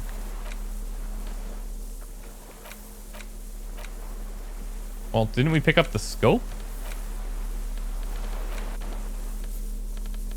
Weird. Piece is missing its scope, it says. What the F? Oh, I didn't grab it. My bad. Common 30mm sniper scope attachable to almost any bolt-action 4.46 caliber. Uses an older style non-dotted rangefinder reticle. Seaweed is still stuck in the lens and it suffered water damage from his time in the phasmid's dowry. Oh, and the passport. Holy crap. Well-traveled passport with visa stamped in it. It's issued by the Republic of Oranje. You found it in the phasmid's nest on the island. You can open it for more details. Passport issued to black-haired woman called Katarzyne Alisage. Klaasje's hidden documents from the empty buoy. Look at the photo. It is Klaasje. Short black hair and glasses. She looks boyish and younger somehow. An old photo before life came and did what it did. What was this doing in the phasmid's nest? Maybe our man Mr. Droz took it from Klaasje's or whatever her name was. Hiding place or... I don't know. Maybe the phasmid took it. Phasmid took it and I sensed it do so. I saw something open up the buoy with spindly legs. Point to your head. Sure. Like a magpie? What a coincidence. Then it would have collected the other objects, which would be highly unusual. By now, Lieutenant, accept your unusual methods. I can see how the helmet would wash up on the island. In the scope, maybe Mr. Droz lost it. But to seek out this would be very unusual behavior for an arthropod. Would it? Maybe it was simply curious. Perhaps it was curious, you know, like an octopus. An octopus belongs to a very different class, but it's not even an insect, it's a mollusk. But yes, I see your point. It says Katarzyne Alisage. He opens his notes. She said it would be for Anouk Meyer-Schmidt. Anouk Meyer-Schmidt. Katarzyne Alice was supposed to be her real name. Where Klaasje comes, remember? God damn it. Yeah, Katarzyne Alisage was supposed to be her real name. She lied to us. Yes, somehow she managed to lie to us one more time. In a way, she's still lying to us right now. What's her real name then? I don't know, but it's not Katarzyne Alisage or Klaasje or Anouk Meyer-Schmidt. We didn't even scratch the surface with her, detective. Perhaps it's better that we didn't arrest her. Who knows what hell she'd be raising in my district by now. Alright. Passport, done. Check up on the deserter now. That's so wild. What is it? What do you want from me? I can't go. Sir, how could you not see the phasmid? See? Mr. Droz. The man does not respond. He keeps staring, black eyes glazed over and bulging from their sockets, his gap-toothed mouth shaking with fear and longing. Wave your hand in front of his eyes. Light shiver passes him, followed by nothing. Is he dying? Hands are trembling and he breathes slowly. He's going into some kind of psychomotor immobility. The good news is this solves our transportation problem, doesn't it, Mr. Droz? Trembling mouth appears to sigh. Between this and the broken tire he's used for a boat, I think it's safe to leave him here while we go get help. It will need to be medical first, I'm afraid. Well, what's happened to him? Old age and shock. I think it might be the phasmid. Yes, the arrest and the appearance of the phasmid, the combined stress. But you think it's something more than that, don't you? There's much more. Remember what he said when it spoke. Well, he couldn't see it, Kim. It's just the reeds for him. That could be part of the shock, but you're right. Something is off here. Maybe this is how the phasmid stayed hidden all these years. Then how did we see it? Or do you mean whatever does this takes it over time? Teenagers, kids, drunk. Sightings are brief and hence not credible. Anyone who spends a long time with it, you forget it's there. Mr. Droz, have you ever seen a stick insect pretending in the reeds? The doctors will have to look at this. I hope your station has better medical personnel than 57. This is a little advanced for a nurse. He's been here a long time. Who knows how much of it's in his... Who knows how much of it in its company? He did seem distressed when it finally came to arresting him. Like he didn't want to leave this place, and the insect maybe. I have absolutely forgotten to take notes. I hope I remember all this. This will be one hell of a report. Thank God we have a photo. No one will believe you without it. I found some things in the phasmid's nest, Mr. Droz. Stares into the reeds. Like the helmet. Nothing, just dull staring. The last embers have gone out. The war is over. If Kuno kicked it into the sea, as he said he did, the ebb would pull it back here. This makes sense. Mr. Droz could have picked it up, or the phasmid even, if it did this. Incredible. And the passport. No reaction. His breathing is slow. He appears very old, around 80 all of a sudden. Did you take this passport and other papers from our buoy on the coast? The spirit. He hears us. The spirit? No reply. He's gone again. Try something else. What about the scope? I lost. You lost it, Mr. Droz? Turns his eyes to the reeds again, and he's done so many times. Beige and white stripes. He lost the scope. Then it somehow made its way over there with the help of a magpie plasmid. The sight is a T9, Mr. Dross. Was it attached to the rifle when you made the shot? Not even a sigh. You've gotten all you will out of him. I'm gonna let you rest now, Mr. Dross. Elastic cape flaps around his face in a gust of wind. His back is slouched and his mouth open. The blacks of his eyes are receding. His pupils are returning to normal. Hang tight. We should think about getting back to the mainland. He'll be safe here if we don't take too long. Wow, okay. So we are going to leave him here. That took a pretty cool turn. So maybe there was a dark, sexy twist, Kim. All along. Kind of. Definitely a twist. I don't know if that... I guess that's like supernatural-ish. It's basically like an alien. Right? Holy crap. Look at all these skill points. Apparently we don't cap out at 3, by the way.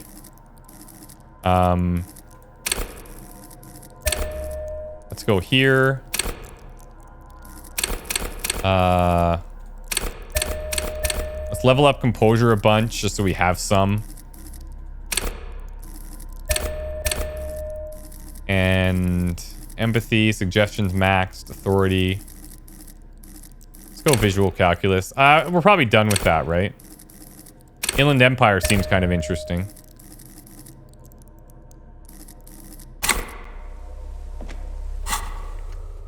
Bunch of checks unlocked.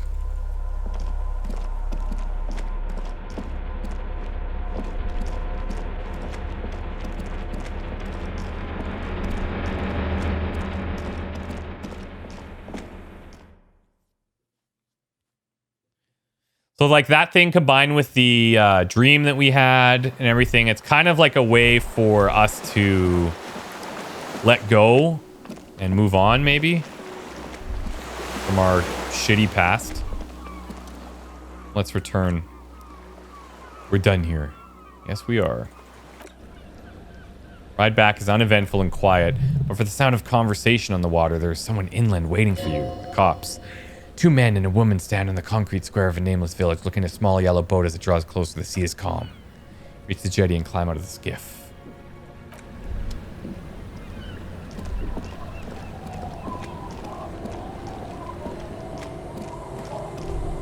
Look what the tide brought in. There he is. Suddenly his expression changes and he tilts his head. I want to call you a teapot, but I'm honestly kind of impressed. No idea where you got all that gear. But there's no doubt in my mind that some bad people are looking for it. Yeah, maybe. Also, you look like a fucking idiot. I'm wearing all the ceramic armor. Whatever it is, it's completely unimportant compared to what you've just seen.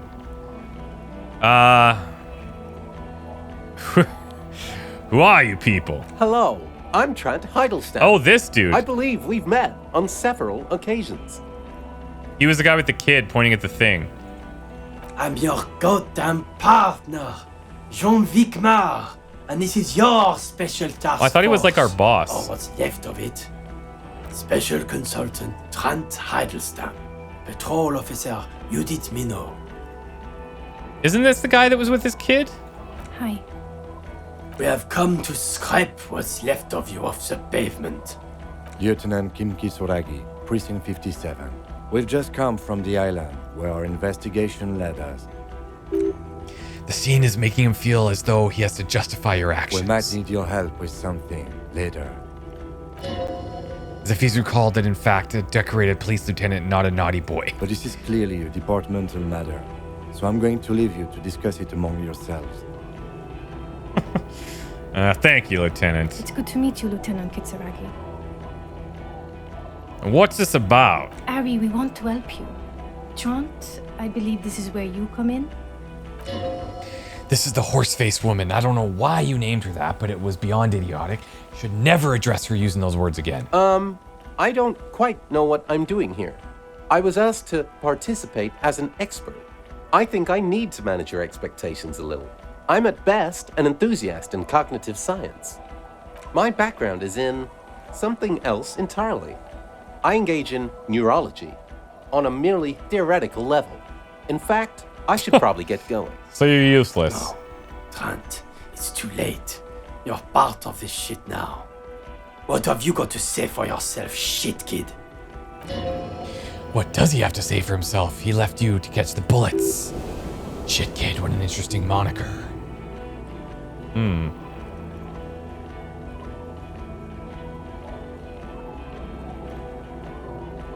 Hey, you mentioned a task force? Yeah, major crimes unit under Lieutenant Dubois and Vicmar. Ring any bells? Refresh my memory. Who else was in this? Refresh your memory? It's a goddamn major crimes unit. That's you, me, Jude, Trant, fucking Hydrastum, and Guillaume Bevy. I'm technically just a civilian advisor. Fuck you, you're part of the shit show. Yeah, okay. So what does the unit do? It's a major crimes unit. We clear the desk of cases so Precinct 41 doesn't look like the worst station in town. We're shit here now, Harry, because of you. The 41st isn't... What's a shit kid? You, shit kid, that's you. Maybe you've deserved it. How'd you know I was here? The cafeteria manager you fucked over told us where you went. After all the Sylvie stuff, and he still betrays me. Damn you, cafeteria manager, you've betrayed me for the last time. Speaking of which, the giant aero graffito in front of the building, that's one burning. Did you do that? Yeah, I lit it on fire. It was a poetic gesture. I knew it. Didn't I tell you, Trent? I told you it was our shit kid. The line is from Le Jatunes Morova 82, isn't it? About girl-child communism. The titular returning character, the ghostly apparition of... Good choice, Harry. Don't encourage him, Trent. Okay. Where have you been all this time? There was like a mercenary tribunal and everything. God damn it, Harry. You told us to fuck off. You said you're cramping your style. You're detective god. Fuck everything. All will burn. Detect or die. Wait. Well, why would you leave a literal police god like myself? You were crying hysterically. You were drunk, breaking things, being emotionally abusive. You said we were going into the abyss. None of us wanted to see the abyss, so we fucked off like you told us to. And none of this is ringing any bells. This is what I guess happened, like, during our drunken tirade. The bells aren't ringing because you have brain damage, Detective. Detective God. Trant, this is where you come in. How bad is it? Well, he doesn't have visible tremors. He talks without slurring. He can drive a boat. He's standing reasoning. All good signs. But complete retrograde amnesia, episodic and semantic. Meaning you forgot both who you are and the definitions of money, a soul, and pale, which is true. As displayed in the station caller, interactions with him, and I don't want to be a snitch. He makes air quotes, but also mine with him before when Harry did not seem to know who I was. It's all very interesting. Interesting? Yes, interesting. I have my theories, but I would like to hear Harry's thoughts first. Harry, what do you think happened to you neurologically, psychologically, and not socioeconomically? Well, good question.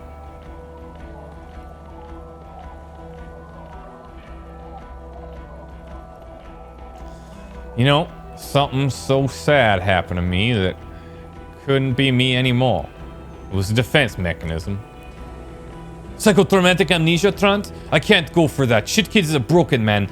Always has been. Who isn't? I know I am, but you know what? You keep my shit together.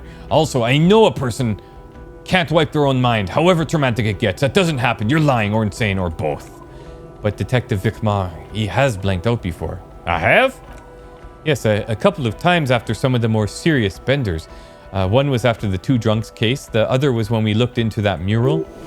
So you don't remember not remembering. Beautiful.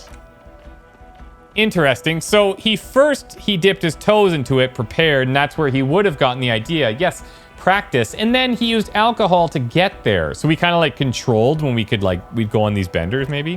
What do you mean? Well, here's my theory. What if this is an absolutely normal reaction to the world we're living in? What if this is not a significant anomaly at all?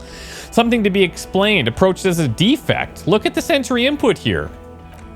Look at the ruins, the neon, listen to the radio, the multitudes, the people. Live here for 40 years. As a police detective, he's like a magnetic reader on the world tape, to borrow a known metaphor. Harry's been pushed flat against it, total input. Hardwired to the free market. He just needed for it to end. Okay, Trunk, thank you. That's absolutely meaningless. I'm glad we brought you. Will he or will he not be able to work in the Major Crimes Unit? Is he Cretan now? I want to know that. He is not a Cretan, and he is able to work, if not in the previous leadership role, then as a line detective.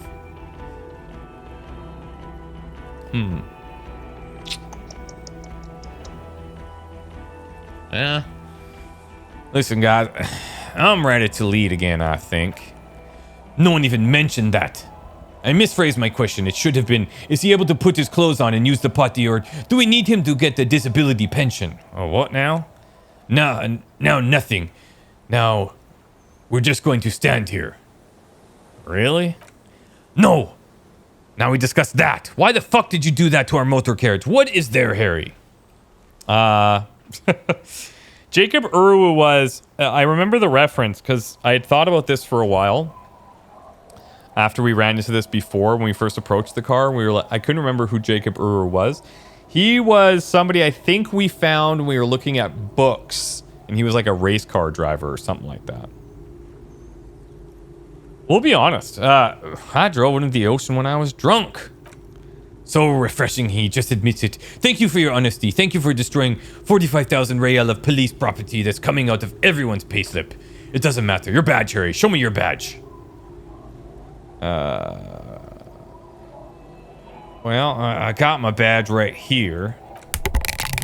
Oh. In a rush to demonstrate your badge, your eager fingers can't sustain a grip on the smooth plastic and the badge slips out of your hand. Try to catch it. You chug over the badge for a second unsuccessfully and it lands on the ground. Ouch, you strained your elbow trying to grab the stupid thing. Oh, he found it. He found it, John. It's his badge. The man stares at you unimpressed. And your gun? As if having your badge and gun are natural states, not achievements. What is it with all these material objects? How'd you know I lost my gun? Yeah, how'd you know I lost my gun? You lost your fucking gun? I knew it. He didn't know. Fuck. I knew it. I knew he lost it. Didn't I tell you? I told you he lost his gun too. You may have accidentally admitted to losing it just now. This isn't cause for celebration. It's bad. I would say it's very bad, yes. You lost your service weapon while drunk, and then you still couldn't find it because you were still drunk? You're drunk right now, aren't you? No, I didn't lose my gun. I have my gun. We're not talking about the fucking gun anymore. We're talking about the vaporized cloud of ethanol coming from your mouth. No, listen. I quit drinking forever. It's only me in this born hellhole now. I don't buy it. Why do you smell like a corpse, then? He's wounded. It's been a long week, and he's handled an actual corpse. Yeah, it's been a bit of a week. Sorry I smelled bad. A bit of a week? You're drunk, and you let the suspect escape, a certain Klaasje, because you were too drunk to assess her flight risk. We've read the reports, Harry. Lieutenant Kitsuragi's. We know. Well...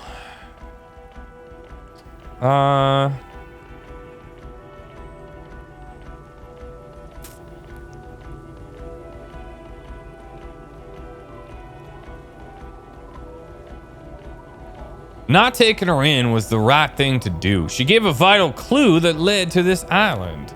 Oh, well, if she was nice, I'm not even going to get into the other suspect, the one who shot herself in the head. Or the fact that you're Everard Clark's little peon now. I don't know I don't know what for him. That's small-time stuff. That's nothing. That's a humorous anecdote. Ouch. Compared to the 6 people who were gunned down, the streets are literally red with blood, Harry. It was a fucking mass murder. He did everything he could. We did everything we could. The mercenaries hired unvetted... The company hired unvetted mercenaries. Lieutenant Dubois got between them and the locals. Here comes the cavalry. He did it so at considerable risk to his own life. He was shot and survived only because of his armor. We stopped an execution, not a negotiation. The loss of life has minimal compared to what it could have been. Yeah. Also, we solved the case. It's solved, all of it. Detective, it's better if I do that. It's so much better if he does this, 1,000,000 times better. Thank you for the input, Lieutenant Kitsuragi. I didn't mean to suggest that you didn't handle the situation. Thanks for apologizing, but decides against it. You've spent a week with him on this case. What is your take? On the case? Yes, on Lieutenant Euphrate Dubois. Well, The drinking, the gun losing, also losing the badge. That's all true. Although he has not been drinking on the job this week. Nice. See? 1 week. Then there's the self-flagellation issue. He likes to apologize profusely, making it sound like he's guilty of at least first-degree murder. It's not a good communication strategy for an officer. It's worrying, especially considering his political views. Detective Dubois is, as you may know, a Masovian socio-economist. He wants to liquidate the ruling class, which, again, for a police officer, is a little odd. You should yell something. I'm a policeman of the state to come! The RCM consists of policemen of the state that is, so a little discrepancy there. He turns back to Vikmar. And then there's the motor carriage and the sea and the drugs, of course. Some kind of anti-radiation drug he uses to induce visions. But despite all this, he is a great detective. One of the best I've seen, in fact. He can talk human beings into telling him anything, and he doesn't stop. In all the time I've spent with him, he has not once stopped working on the case. He is tireless, madly driven. Well, except that one time when he stopped to sing karaoke, which, by the way, was a valiant effort. He really sang his heart out. I'm pretty sure Kim was in bed for that, just saying. Yeah. It was what it was. Other than that one time, he was tirelessly worked on the case, and he solved it. We have a confession, a murder weapon, and the perpetrator, locked on the island right now, awaiting transportation. He apprehended a straggler who stayed hidden for 50 years, ever since the Revolution, who's probably committed more murders over the years. Oh, and he also discovered a new species. A new species?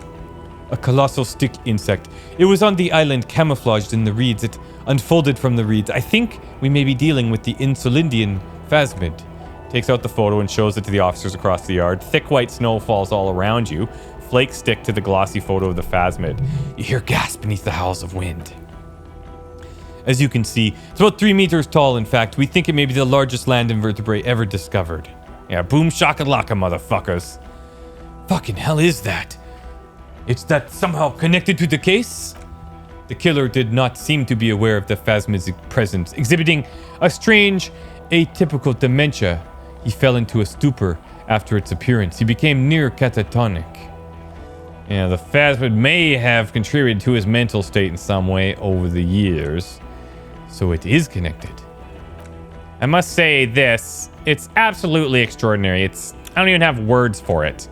Yes, it really does make it hard to fire the drunk. His eyes follow the photo as the lieutenant puts it away.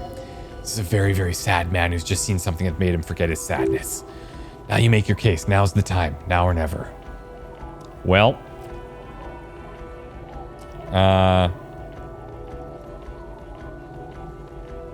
Also, the phasmid was female. The reeds are its nest. Female? What makes you think so? You had to see it. It had the subdued colors of a female, and the nesting behavior too, I think. Incredible! Were there eggs in the nest? Not as far as I could see. There were other things there, though. Yeah, we got the helmet, scope, and the passport. Actually, you know, this would indicate it was a male. This is far from anything in my field, but I think the nests are called bowers, and they're for attracting mates. And I still think it was female. Of course, as I said, I'm only guessing. I didn't see it. Must be robust if it can move a whole helmet with its limbs. It had mandibles that looked like hair, and it was completely white on the inside. Yes, but also reed-colored, beige and brown. A little green on the outside. After unfolding from a single stalk, it still retained parts that looked like reed tuft on its limbs.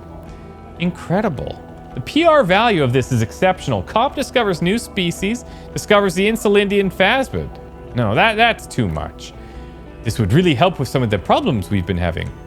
Absolutely, this is great. This does not say vigilante murderers to me at all. This says science, news, human interest. You know, it's a really good thing you have that photo. Without it, you're doing good here, perhaps only for a moment, but still. Quit while you're ahead or no? Well, we also got a strong motive for the killer. Lilianovich, a revolutionary martyrdom. I don't have time for this. Straight to the motive, please. Of course, excuse me, I just thought it was noteworthy. Well, he killed the mercenary in an act of jealousy. Jealousy? To have been hiding for 50 years, 70-something? He nods. A strange psychosexual fascination, the result of spending all his time in solitude on the islands of this bay. And trauma, too. He gave himself political reason. In his mind, he had killed an enemy combatant. Also, we have ballistics from the gun matching the bullet found in the dead mercenary's head, and 2 officers on the scene that Mr. Droz confessed to. It's a clean win. Oh, it's way more than that. Way more. It's like my masterpiece. They'll teach this in cop school.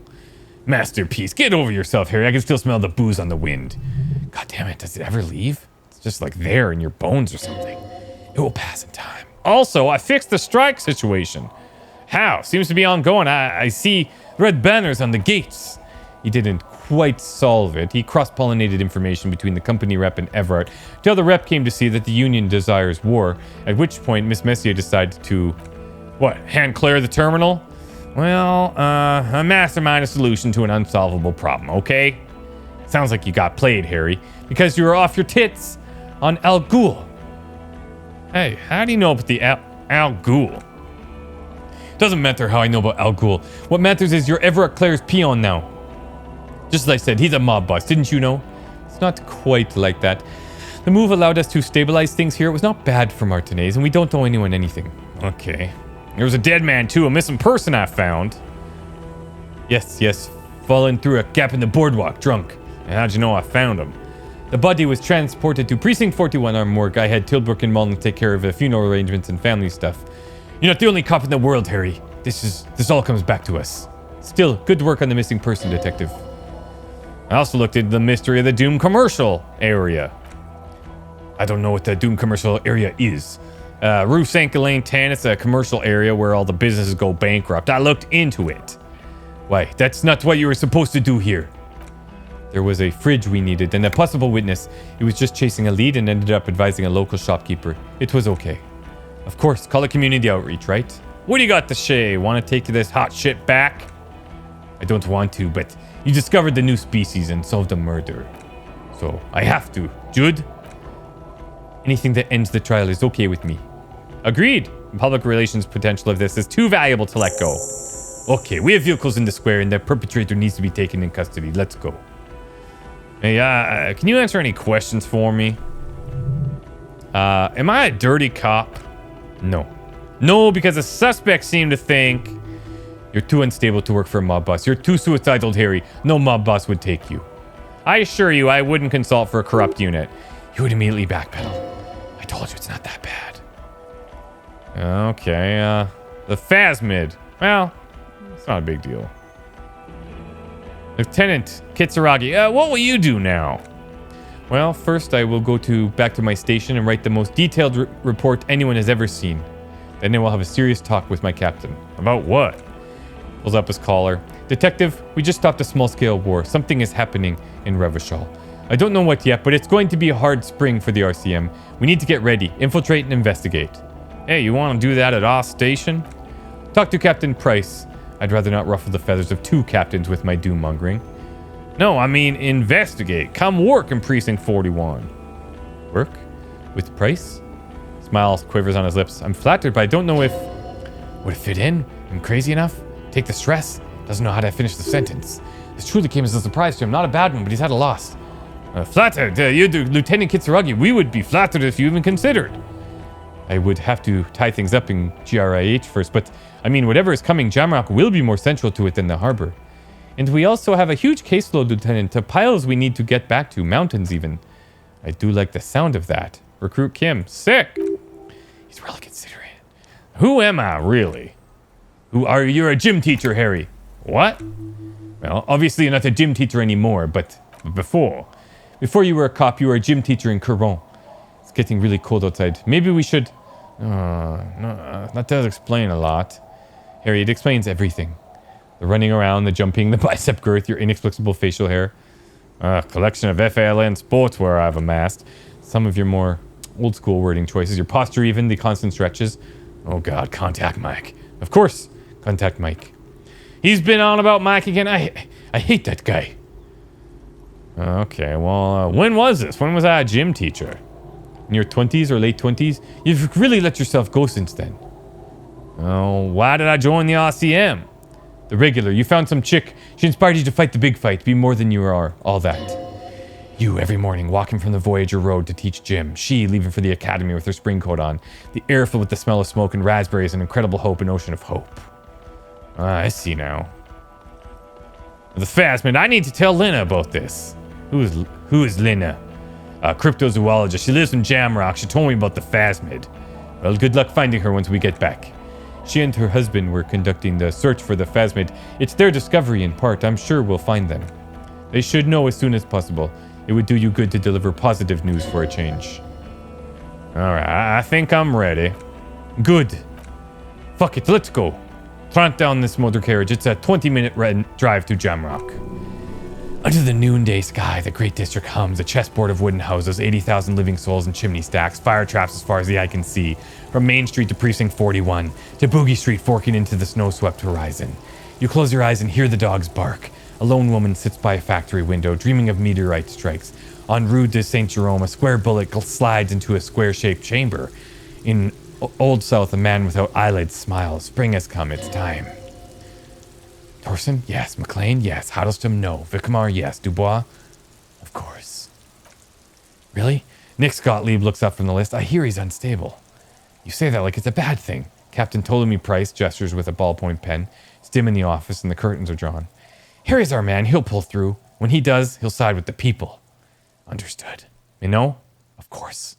Wonderful. Can we please just go back to Jamrock now? Holy shit. Have we done it? What a freaking game. Whoa, dudes. Absolutely be freaking czar. That's like... I've never played anything like that. Never. Ever, never, ever, ever, ever. Unbelievable. There's a lot of stuff I liked, like from a gameplay perspective. The thought cabinet was so cool. I really enjoyed like gambling on the thoughts to see what kind of passives we would get there. The whole idea that your thoughts are talking to you as like separate characters that you're investing in RPG style was sick. Like, I can't wait. I want to see what these guys do next because man. Also, like a lot of the characters are super memorable. Kim, obviously, is just such a good dude.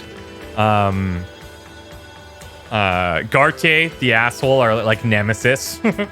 Pretty funny. Klaasje was interesting too, very mysterious. And yeah, had some good memories there. The overall like arching narrative was cool. The case, I kind of feel like I wish the case wasn't just some random dude on an island, you know, that was obsessed with the girl. And he was sick and demented and whatever. Like, I get that. I kind of wish it wasn't that, but I can tell, like, this is, like, way more about the journey than the destination, right? Just the exploring, figuring things out, seeing what, like, your random thoughts are going to tell you. And I imagine, like, if you went into those other trees, like, Motorix and like the physique or whatever it was, your game is going to feel totally different. The way you get things done, the way you talk, what you say, who you talk to, like that would all play out totally differently. And that's one of the cool things about this. I will say, I feel like the political side, it's just me probably. I'm not huge into politics in games, especially when it's like, not made up's not the right word, but like you're in this fictional world and it's all political and there's a lot of different stuff coming at you. And it's, for me, it's probably more so that it's hard to track and keep track of like who's on whose side kind of thing. So I got a little bit of mishmash sometime in the middle there that was a bit confusing. And this game, if I didn't sit down, like I finished this game in about, 7 days roughly. And I played between 4 and like 6 or 7 hours a day.